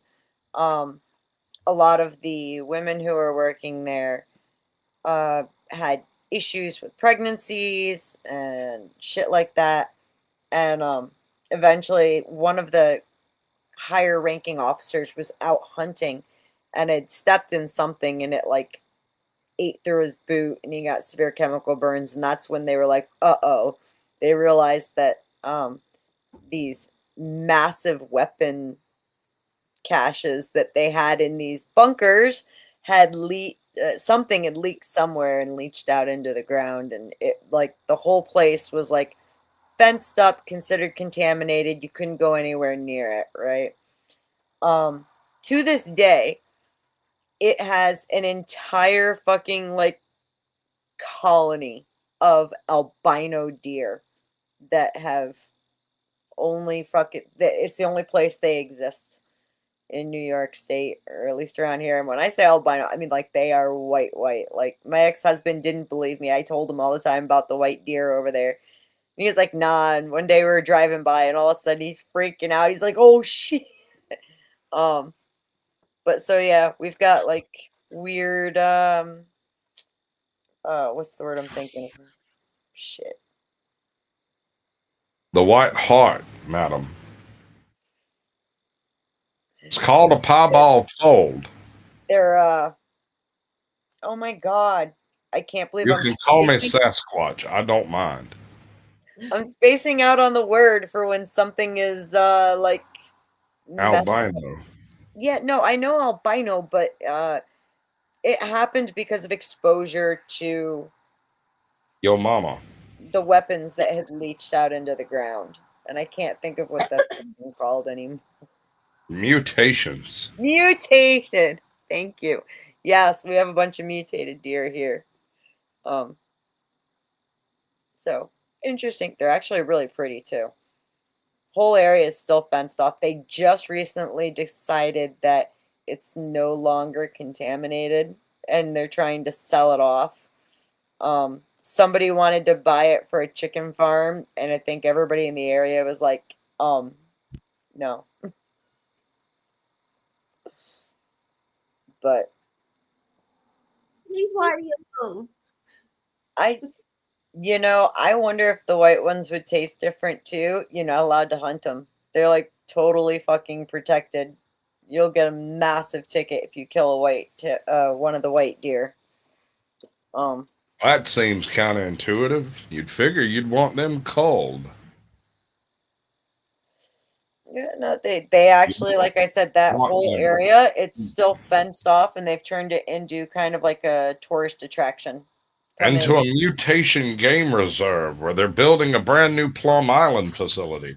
The next thing you know, they're going to have a brand new anthrax rolling out here any week now. Pretty much. Next week, Montauk Monster and what it did to my heel. You gotta wonder what the fuck they were storing there. You know what I'm saying? To end up with deer like that? Dude. All right. So, I know a buddy of mine building a house. Rather than come in with a bulldozer and rip up everything and all that stuff, he brought in a few 100 tons of freaking dirt, dropped it off, flattened it out, and built his house on it. He then planted a bunch of ornamentals and a whole bunch of other stuff around his house, like vines and whatnot. And then something weird started happening. Every single one of the plants had a diploid or haploid mutation. This means when they would make a flower, it would have petals, and the anthers would present as petals as well.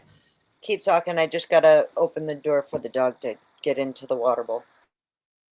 So, Homeboy had all these ornamentals that were absolutely unique, and people would come over and want cuttings of them. And they would take their cuttings. Madam?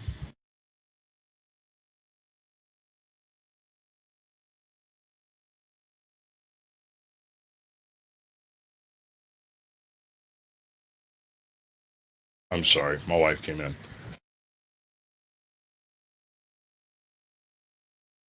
Pull the water bowl, so I missed part of what you said. So everybody would want cuttings of these plants. Right, okay, right. So everyone would want cuttings of these really amazing flowers, and they would take them home, take the cuttings home, plant them in the yard, and they would be a perfectly ordinary Rose of Sharon. But planted in my buddy's yard, it turns into this weird freaking petal anther fuzzball that doesn't look at all like a Rose of Sharon. The leaves look fine. The branches are fine. Everything looks like a Rose of Sharon until the bloom comes out and it's just a fluff ball of purple. Same thing happened to the marshmallows down by the creek. Same thing happened to his orange tree. They all come out like fuzzy or floofy, because for however many anthers there are, these are additional petal formations. Gotcha. Right. And it took, it took probably 2 years for me to cotton to what was going on. But he called me up one day and was like, "Hey man, what the fuck is up with all this?" And I was like, "Where'd you get your dirt from?" "What? Where'd you get your dirt from?" "I'll give you a diddly do to a damned if I know. You got it from a machine laid down lot on a slaughterhouse. I bet you." And he's like, maybe. And I was like, "What you're dealing with is a contamination of hydraulic fluid and some really heavy duty biological contaminants. Like something that doesn't just show up overnight, you know, Yeah. and it doesn't go away overnight. So we're talking something from a constant supply of dead bodies, something like a chicken farm, a slaughterhouse or a charnel house or something along the freaking sausage factory or some shit where they've got this area they just dump all the stuff, whatever they scrape up off the floors and shit. That stuff can be biotoxic as hell. Oh God, You yeah. know, you combine it with stuff like hydraulic fluid, gasoline, diesel, your basic oils and everything that goes in vehicles, all of your lubricants that go in grease guns, and you run that shit out on the ground 30 years, and then somebody comes along, digs that up, and carries it to somebody's house as overburden. And the next thing you know, you can't grow pumpkins. Yeah. Because without anthers, you don't get pumpkins. Yeah, the same thing can happen even just with like chicken shit on its first year. You got to be so careful. Like if you keep them in a coop or like in a fenced in area, like taking that shit, like you have to let it sit out and actually be rained on and stuff for like a whole year before you can actually even use it as manure. Because it'll burn the shit out of anything you try to plant there. I mean, it's not the same, Yeah, but it's a similar principle of what you're talking about. that's essentially the concept behind rotational grazing. Yeah. My chickens were free ranging until my new neighbors decided, well, their daughter tempted them to, she was using food scraps to get them to cross the creek. And my birds never crossed my creek before. I told them because I was like, dude, I don't know what you want me to do. They're free range. You're the first people who've lived here who's ever had a problem in all the years I've had chickens. Told them they could keep the eggs. Oh no, I don't want to get the hiccups again, please. I had the hiccups earlier on OG's stream.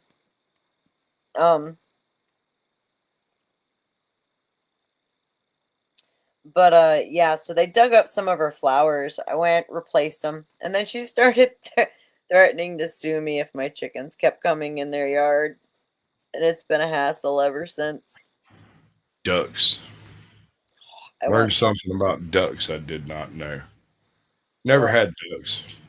All my life I've had all kinds of farm animals, horses, cows, you fucking name it. Never had a duck. Had geese. A goose at a time. And we kept a goose.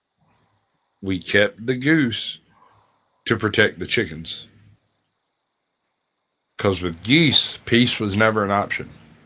But if you give them something to do, they can't help but do it.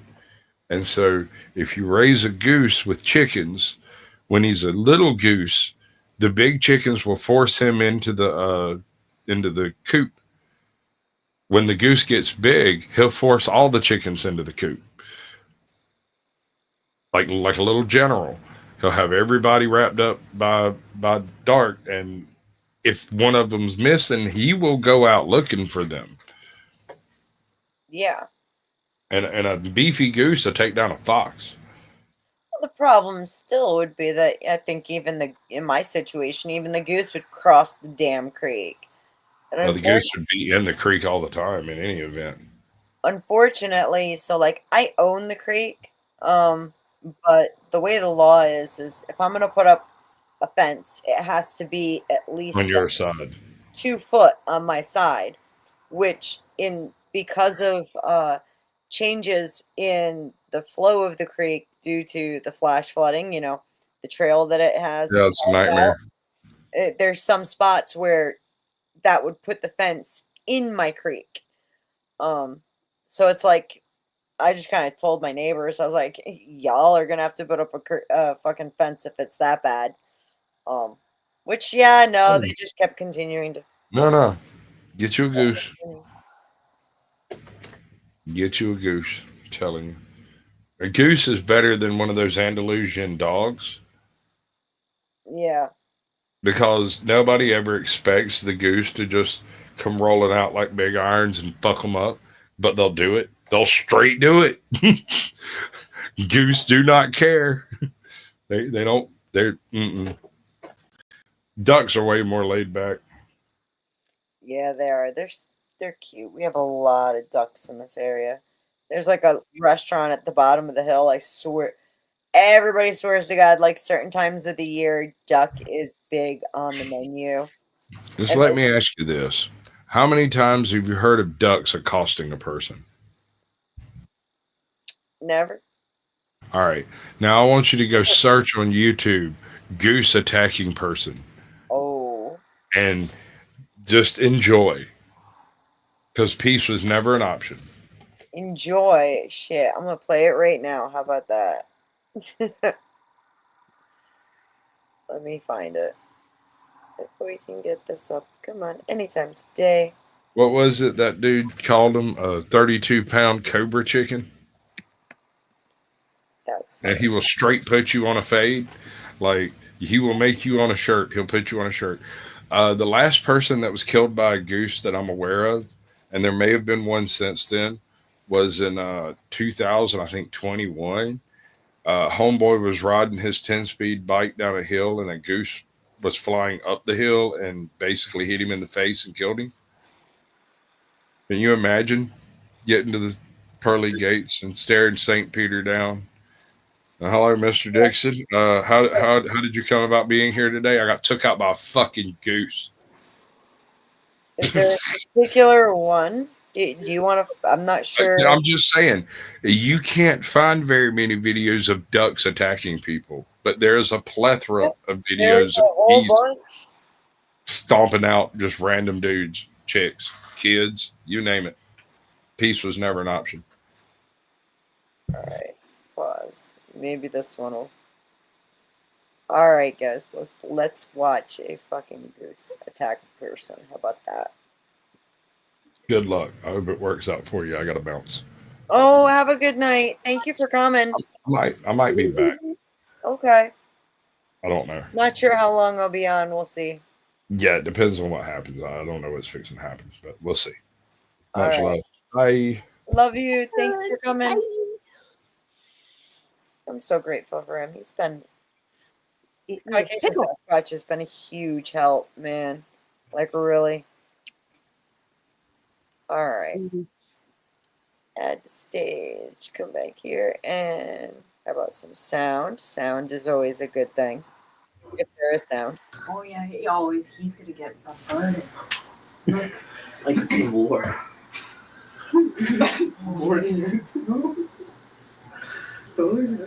Here's the goose. Oh. He doesn't know. Oh, he's going to pick up the oh,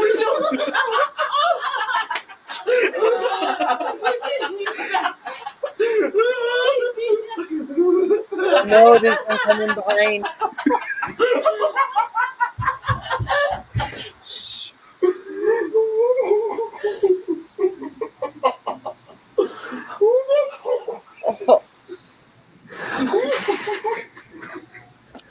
Yeah, I had a whole family of them fuckers living in my backyard and my pond for what, all of the spring and half the summer. Yo, those are tasty as fuck. I'm not kidding you. Of course, I can go stir something. Oh my god.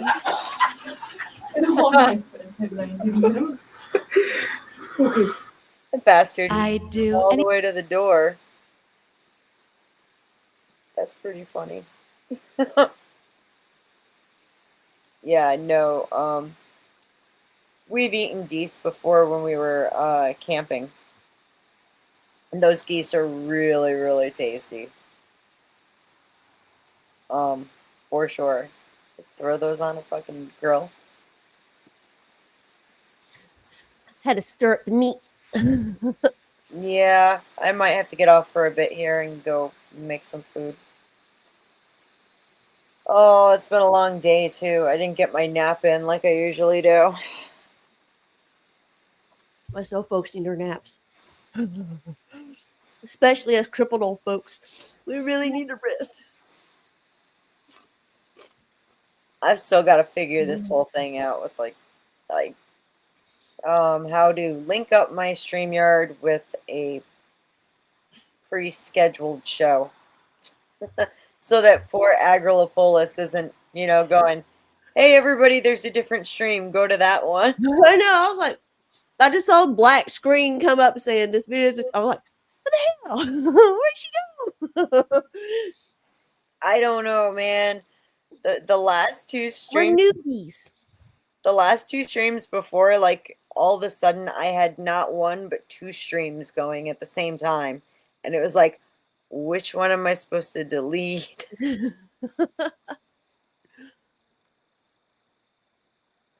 I'm sorry, Agrolopolis has done, he's doing me a huge favor. He's being an amazing mod. All my mods are awesome. Like, for real. Thank you, Lauren, for stepping in, too. That is awesome. Because she is, like, the queen. She is well versed in the mod section. I'm learning as I go. I'm trying. I am trying very hard. Although, shit, I managed to go over. I don't know if you you heard or not, Tut. While I was playing around early this morning, I went over to Kev's and was able to restream. I got on his panel. You saw that? Yeah. That was pretty exciting. Baby steps, baby steps. That's how it's got to be. I'm getting there. I still need like an intro and an outro, but maybe I should hold some kind of contest for that shit. Who can make me the best? Hey. Hello. Jesus. You guys, there's some really good folks in doing that shit. Like Rude. He's excellent. He is, oh my God, the talent.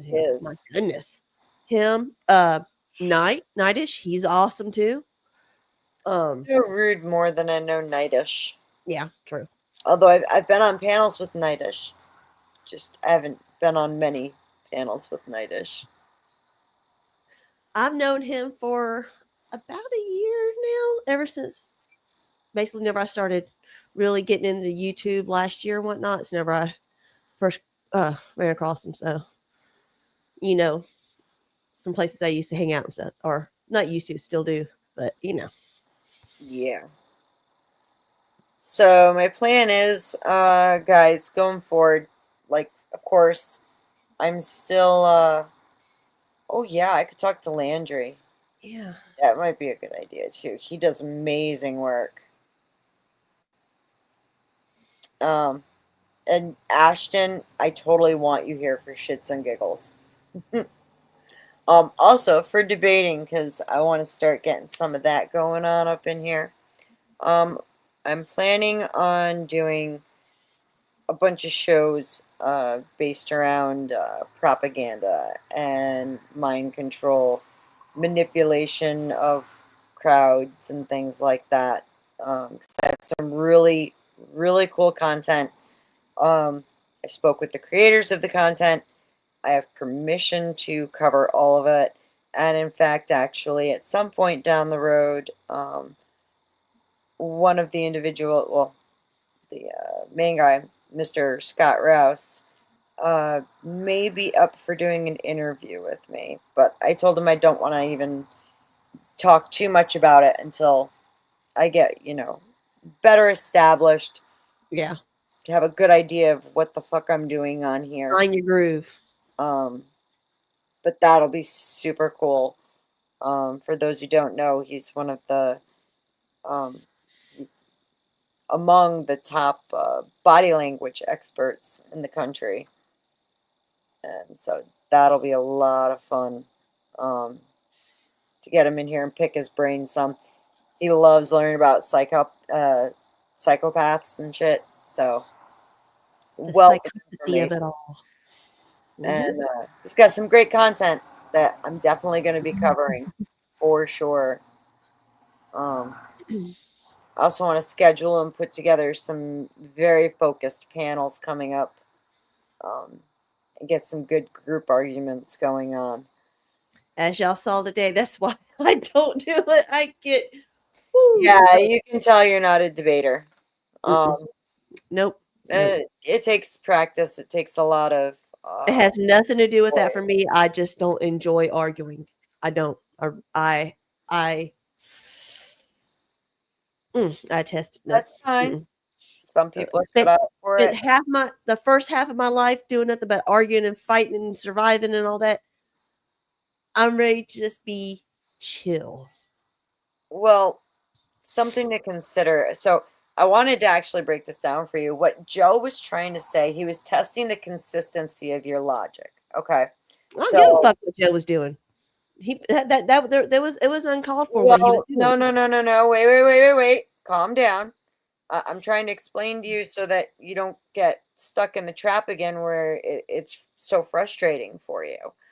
And I'm hoping to help you with not get that frustrated again so that you understand, like, he wasn't moving the goalpost.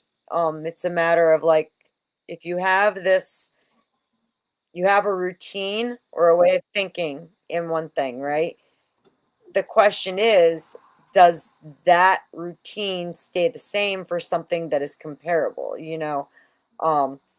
Do you have the same opinion about, like, oh God, like, shit. I'm trying to think of a good one that helps explain it.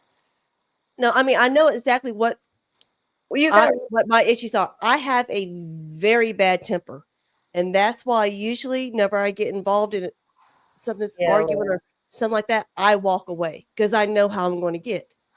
Well, that's what I'm saying is there was no need for you to get that way. Like, and you were saying moving the goalpost. He actually wasn't. He was just testing. He didn't just move a goalpost, Beth. He switched the whole fucking field every time he got a chance. He'd totally go to something else and try to relate that, and it wasn't. What I'm trying to explain to you is what he was doing is he was testing your consistency.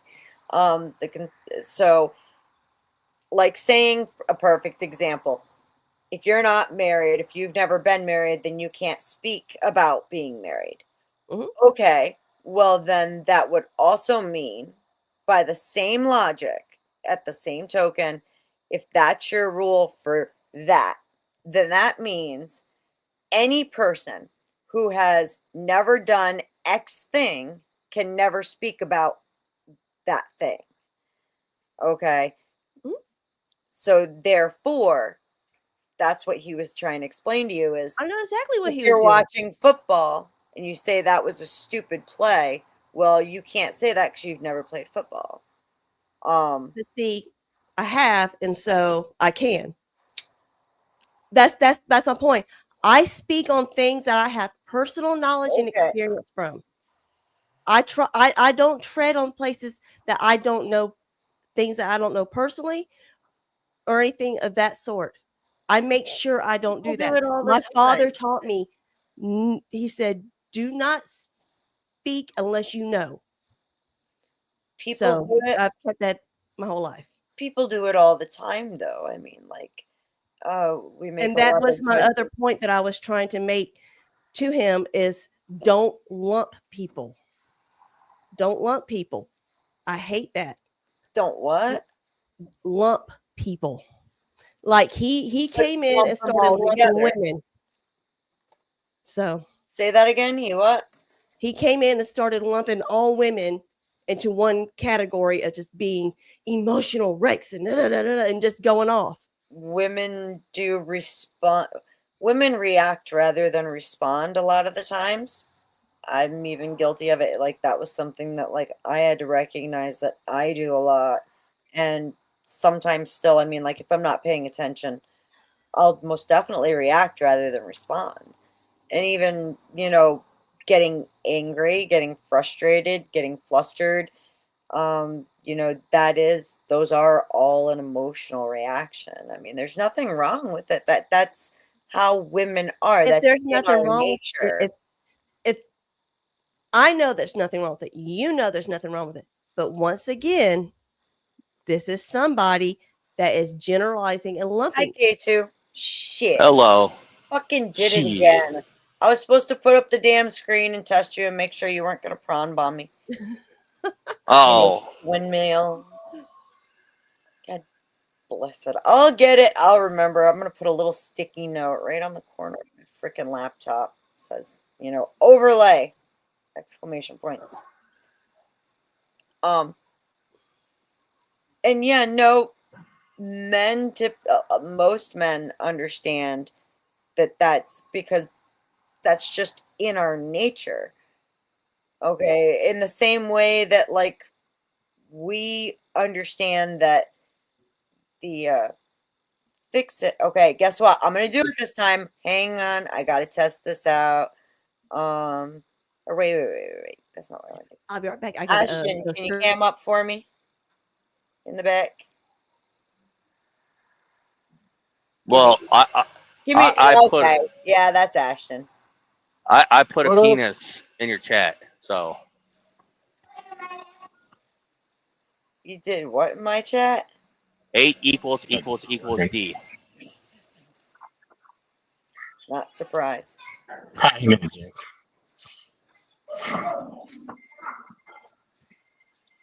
Oh. It's a must. I do it to everybody. Everybody gets 8 equals D. I'm sorry, capital D.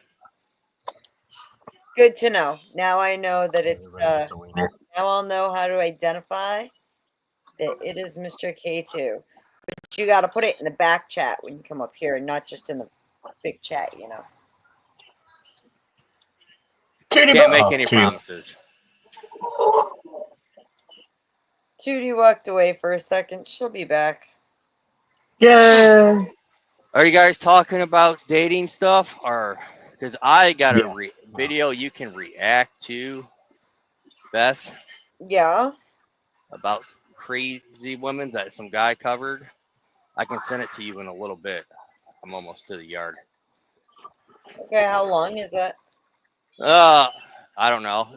All you got to do is react to the first girl that he covers. He does like 5. The first one's pretty insufferable. You will get to be able to react to that. Just okay. Yeah, no, we were talking earlier. She and Joe Cool kind of got into it because he was testing her the consistency of her logic on something. And Joe Cool does that got a to little everybody. That's just how Joe Cool is. Yeah. I've known Joe for a while now. I know exactly how he is. Me and him's been going round and round, back and forth, usually in chat though, for almost a year now. So this is not mine and his first rodeo. This is just more like mine and his first time.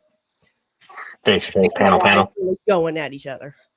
But we've been doing this for a while. That's why at the end of it, I was like, still love you, Joe. We're going to argue, but still love you, I shaved my head. If that makes anybody feel any better. You did what to your head? I was like Brian Austin Green now. He collected all the Pokemon. I finally collected all the Pokemon. Yeah, there's a funny story about that, K2. You want to hear a funny story for story fun time? Let's hear it. So I'm currently dealing with charges because of Pokemon cards. Oh. You're a bad person. Be careful how much you talk about that. That's Anything you say will be used against you, man. Yeah, I know. That's what I'm just. That's when everybody makes the joke about like me being Ash Ketchum and stuff. I always laugh about it. I'm already done with the case pretty much. The case is pretty much closed. I'm getting ARD and all that great jazz, which is like probation light. and stupid shit. It will be done. November is the final date for it. Then I can actually go live on my own channel and have all my videos uploaded. No. But yeah, it's kind of funny that everybody says that. It's like, you knew the whole story. Now you're like, I just hate Pokemon. Oh, fucking Pokemon is not welcome in my house anymore. Fair we are enough. we are a Magic the Gathering family now for life. I was gonna say Digimon. No, Digimon sucked.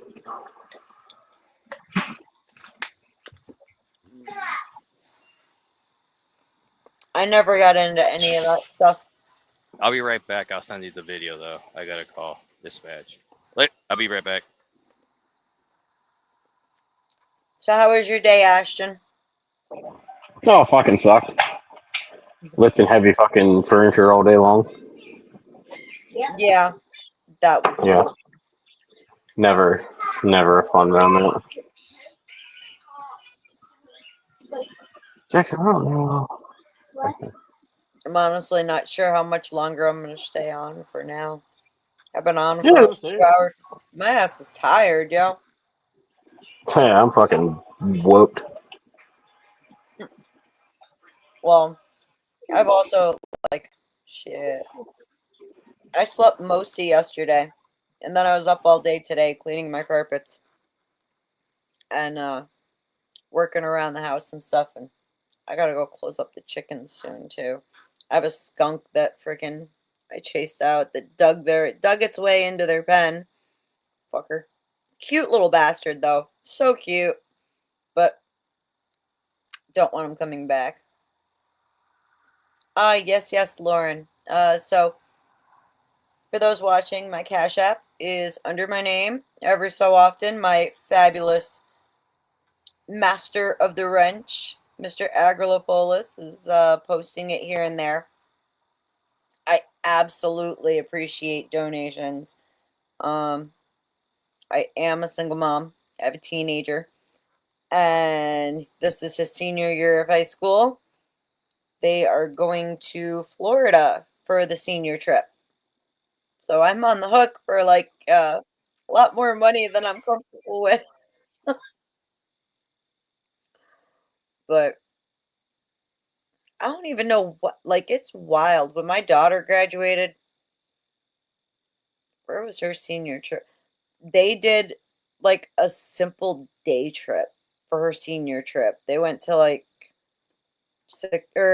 no, they stayed overnight.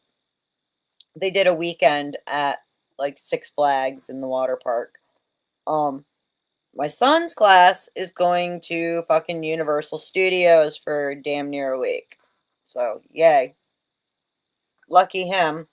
But that bill is fucking expensive. Holy shit. I wish. My kids are not old enough yet for field trips and stuff. My oldest is just now in kindergarten, so I'm coming closer to this time for them. I miss those days. This is my last one. My son is my baby. And now he's 17. Growing up so fast on me. I'm so proud of him. He's a good kid. He's talking about maybe doing some criminal justice after high school, potentially going into law enforcement. But then he's also thinking about driving trucks. I told him either way, I'm going to be proud of him, and I will be. That's the absolute truth. Well, yeah. Is that you, K2? I'm guessing so, because he's still on mute. Yeah. Yeah. He posted that video in the back chat for you guys. All right. Well, let's check it out. You said just the first one is oh, come on, break up. Damn it. Just so you know, I'm still here. I'm gonna go on mute because I'm finishing some dishes up real quick, but I'm listening. Okay. I'm moving around screens here. Okay. Let me do. I got this.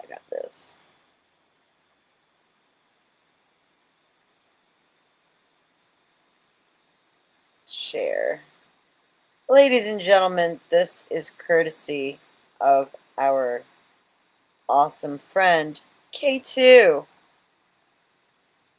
And do add to stage. Beautiful. Look at that. See, I'm getting the hang of this. Women explain the male loser epidemic. Oh my God. All right. Welcome back to another video. This one is about the male loser epidemic is getting so bad. Fellas, before I start this is just your friendly reminder. If a girl is ever making TikToks in her bedroom while she's getting ready or yapping to her phone in the fucking car when she's sitting in a parking lot, please avoid at all costs. Let's listen to this bullshit. The male loser epidemic has gotten so bad that it's honestly so pathetic at this point. Like, why do you think you're fucking lonely? You're fucking lonely because we don't want to be with you. Because look at how pathetic you are. I posted a video talking about my standards and what I expect of men, which is basically just basic decency. You got to be consistent. You got to communicate. You got to make straight up plans. I'm not just fucking hanging out with you. It's got to be at a nice restaurant. And on the second day, I will ask you for a gift. And I'm not telling you what to buy me, but I want to see your creativity. I want to see how you court me. I have standards. I also date high net worth individuals because that's my fucking circle. That's who I hang out with. That's who I am. I make a lot of money, so I'm going to hang out with people who also make a lot of money. It's hard for me to say this because I make a lot of these videos, but this genuinely might be the most insufferable one we've ever. I think you gotta pause and react, or else you get a copyright strike. I was gonna pause it anyways. The entitlement is absolutely outrageous. And yeah, I do also want to give a shout out. This channel is DYFO. Yeah, you know, I don't, this, by the second date, he's got to get her a gift, and she's not going to give him any kind of fucking, direction with that. He's just got to guess, and she wants to judge his creativity. That's insane. I told that bitch to kick rocks first date. For real. I don't imagine that she dates much with the attitude that she has. Right. I don't know. So Women like this bother the shit out of me. Just because it's like, well, are you in the top circles? I mean, like, okay, you might hang out with people in the top circles, but are you worthy of being up there? And then on top of it, though, I mean, what a snob to look down on anybody else in that way. I don't know. I might just be being a bitch. Let's see what else she got to say. Fucking crazy, dog. I'm a high worth individual. We better be going to a nice restaurant. Bitch, what in the fucking name of mid? I can't. Because it's about the mindset, because we're always trying to work on each other. And these men fucking went crazy in the fucking comments. It's like, oh, like you're 6 at best. Bitch, like, I don't care what you think of me, because the men in my life, the men that I date, the men that I hang out with, actually think that it's wonderful that I am achieving so much in my life. They think it's wonderful and actually help me set higher standards for the men in my life. So hold up. The men in your life help you. So, yeah. Before he says it, I'm saying the men around her are helping her find other men. Yeah. Even if, you know, the problem is, Lauren, that based on a lot of the behaviors that we see lately, I don't necessarily think that it's actually a troll. Shit, I fast forwarded too far, didn't I? That's just straight up like she thinks that she's like some high class, high value woman when really she's probably been with more dudes than a fucking Arby's has sandwiches. I might have just fast forwarded a little too far. We're gonna find out together real quick. Sorry if I did, I'll fix it. That I am achieving so much in my life. They think it's wonderful and actually help me set higher standards for the men in my life. So hold up. The men in your life, or is this one of those cases, we've seen it a bunch of times before. Try to get past him talking. Hobby. Like some of them that's literally, they say it. Yeah, I've heard this before. I think it's perfectly socially acceptable to go on dates as a hobby. Like one of my hobbies is going on first dates. Literal nightmare fuel, bro. No. Not to mention fucking ran through. They teach me how to think. They teach me how to carry myself in the world. They teach me about men like you and how to stay away from them. So I think it's just fucking ridiculous that these fucking bitch-ass losers are fucking sitting there. No fucking high-worth individual and no respectable man is going to sit on the internet and curse out a random person, period. No respectable man is going to sit there and curse out a random person on the internet. And you know what? No respectable man is going to take your ass on a date. Holy fucking entitled. Oh my God. Like, she should start adopting cats now. Nah, man, she's got that OnlyFans money. She's like making dollar bill, y'all. Oh, those are probably the men in her life. You mean maybe $150 a month? And yeah, they're probably good, girl. You stay strong. You just stay over here with us. We love you. She's showing her butthole on the internet for $50 a month. Most likely.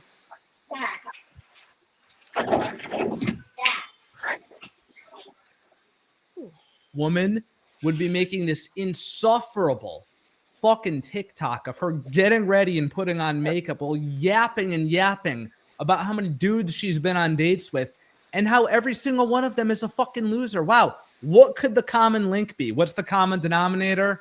I don't know, guys. You couldn't make this shit up if you tried. Do it. I mean, I'll fucking troll you. If you're coming at me, I'll fucking troll you. But otherwise, I wouldn't do it. No one who's respectable and has time and has things going for them is going to sit there and bully somebody. And like, no one who actually knows their value is going to sit in a relationship and bully them and tell them you can't get anything better than what I can offer you.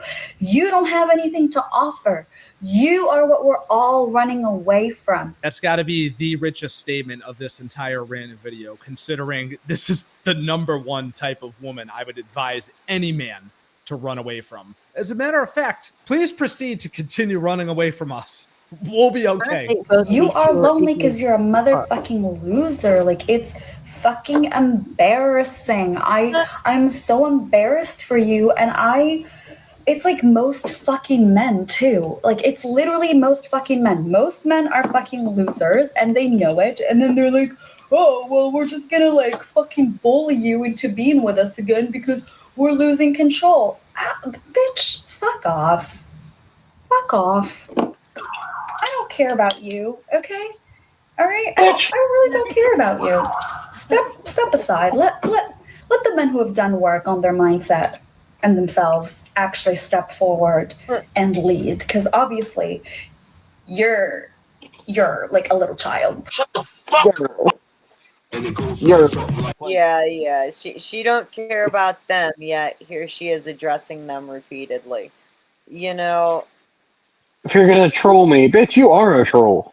And it's like I said, I would love to think that the whole thing is some kind of a troll, right? I would love to think that.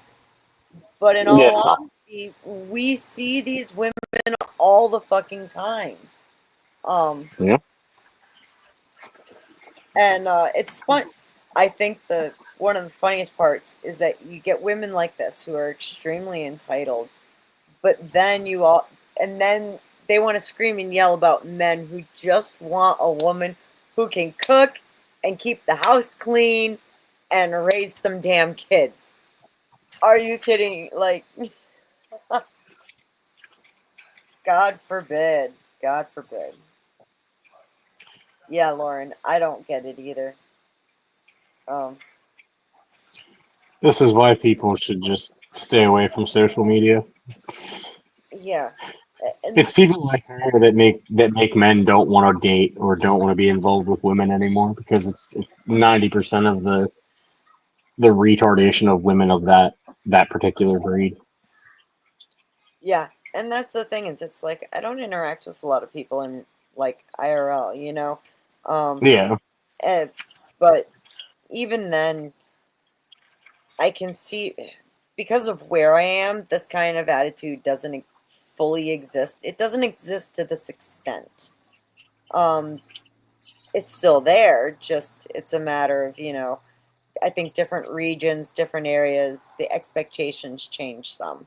The ones who are going to have this kind of mentality are usually more focused on getting out of places like where I live. Yeah. This is why I'm so glad I got a fucking down to earth, chill wife that fucking just sits back, relaxes, and doesn't do shit. Yeah. I bet she can cook too. Probably makes No. No. I do most of the cooking in the house. we have an agreement. She lets me cook, she does dishes. It's a 50-50 split. Well, whatever works for you guys. She burnt on our like first or second date, she burnt pancakes. Pancakes are easy to burn. You leave them on for fucking 5 seconds too long, and that's all it takes. Well, she also almost blew up my oven at my old apartment. She did. Was it gas? No, electric. Oh, wow. Okay. I hate cooking Sorry, and Ashley. doing dishes. Wow. That's why I use paper plates. Listen, I don't mind cooking. Cooking is not a problem. I don't mind doing dishes either. That's not a problem. It's the factor of I would like to be able to use my dishes to be able to eat something off of my dishes. So, if she cleans them, I know they're clean and I can trust it. If I cook the food, I know it's clean and I can eat it.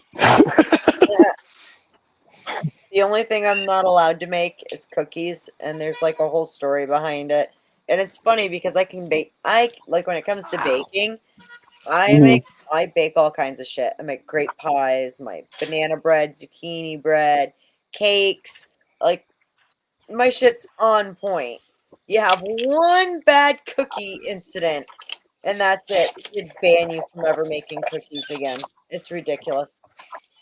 Like literally, I was like one day I was like I feel like making some cookies. I came out of my room like 45 minutes later, and my son had peanut butter cookies in the oven that he made from scratch. I was like, I was gonna make those. He's like, no, you weren't. No, you weren't. You thought you were going to make them, but on the other hand, Oh man, I still blame the oven. Although that oven was never right again by the time I was done with it. Oh Lord. Well, guys, nothing but love. I'm gonna shut down for a while, and I'm gonna go take at least a nap because I am tired as fuck, and I'm ready. All right, Michelle. rage quit. Sounds good. Good. Just thank you for the clip, K2. Ashton. well, Oh no. I guess I have to rage quit as well. Ooh, Ooh. I might fire it back up later on, guys. I'm just gonna take a little nap, make a little bit of food, and then Sounds good, lady. maybe see who's kicking around on here. But thank you everybody for coming. Nothing but love. I appreciate all of you dealing with me while I am learning how to stream. We're getting there slowly but surely. And you guys are awesome. I'm really grateful for everybody who shows up and hangs out and chit chats. So, and again, huge shout out to all my panel members and to my amazing mods holding it down for me in the chat. I appreciate you guys. All right, we'll see you later.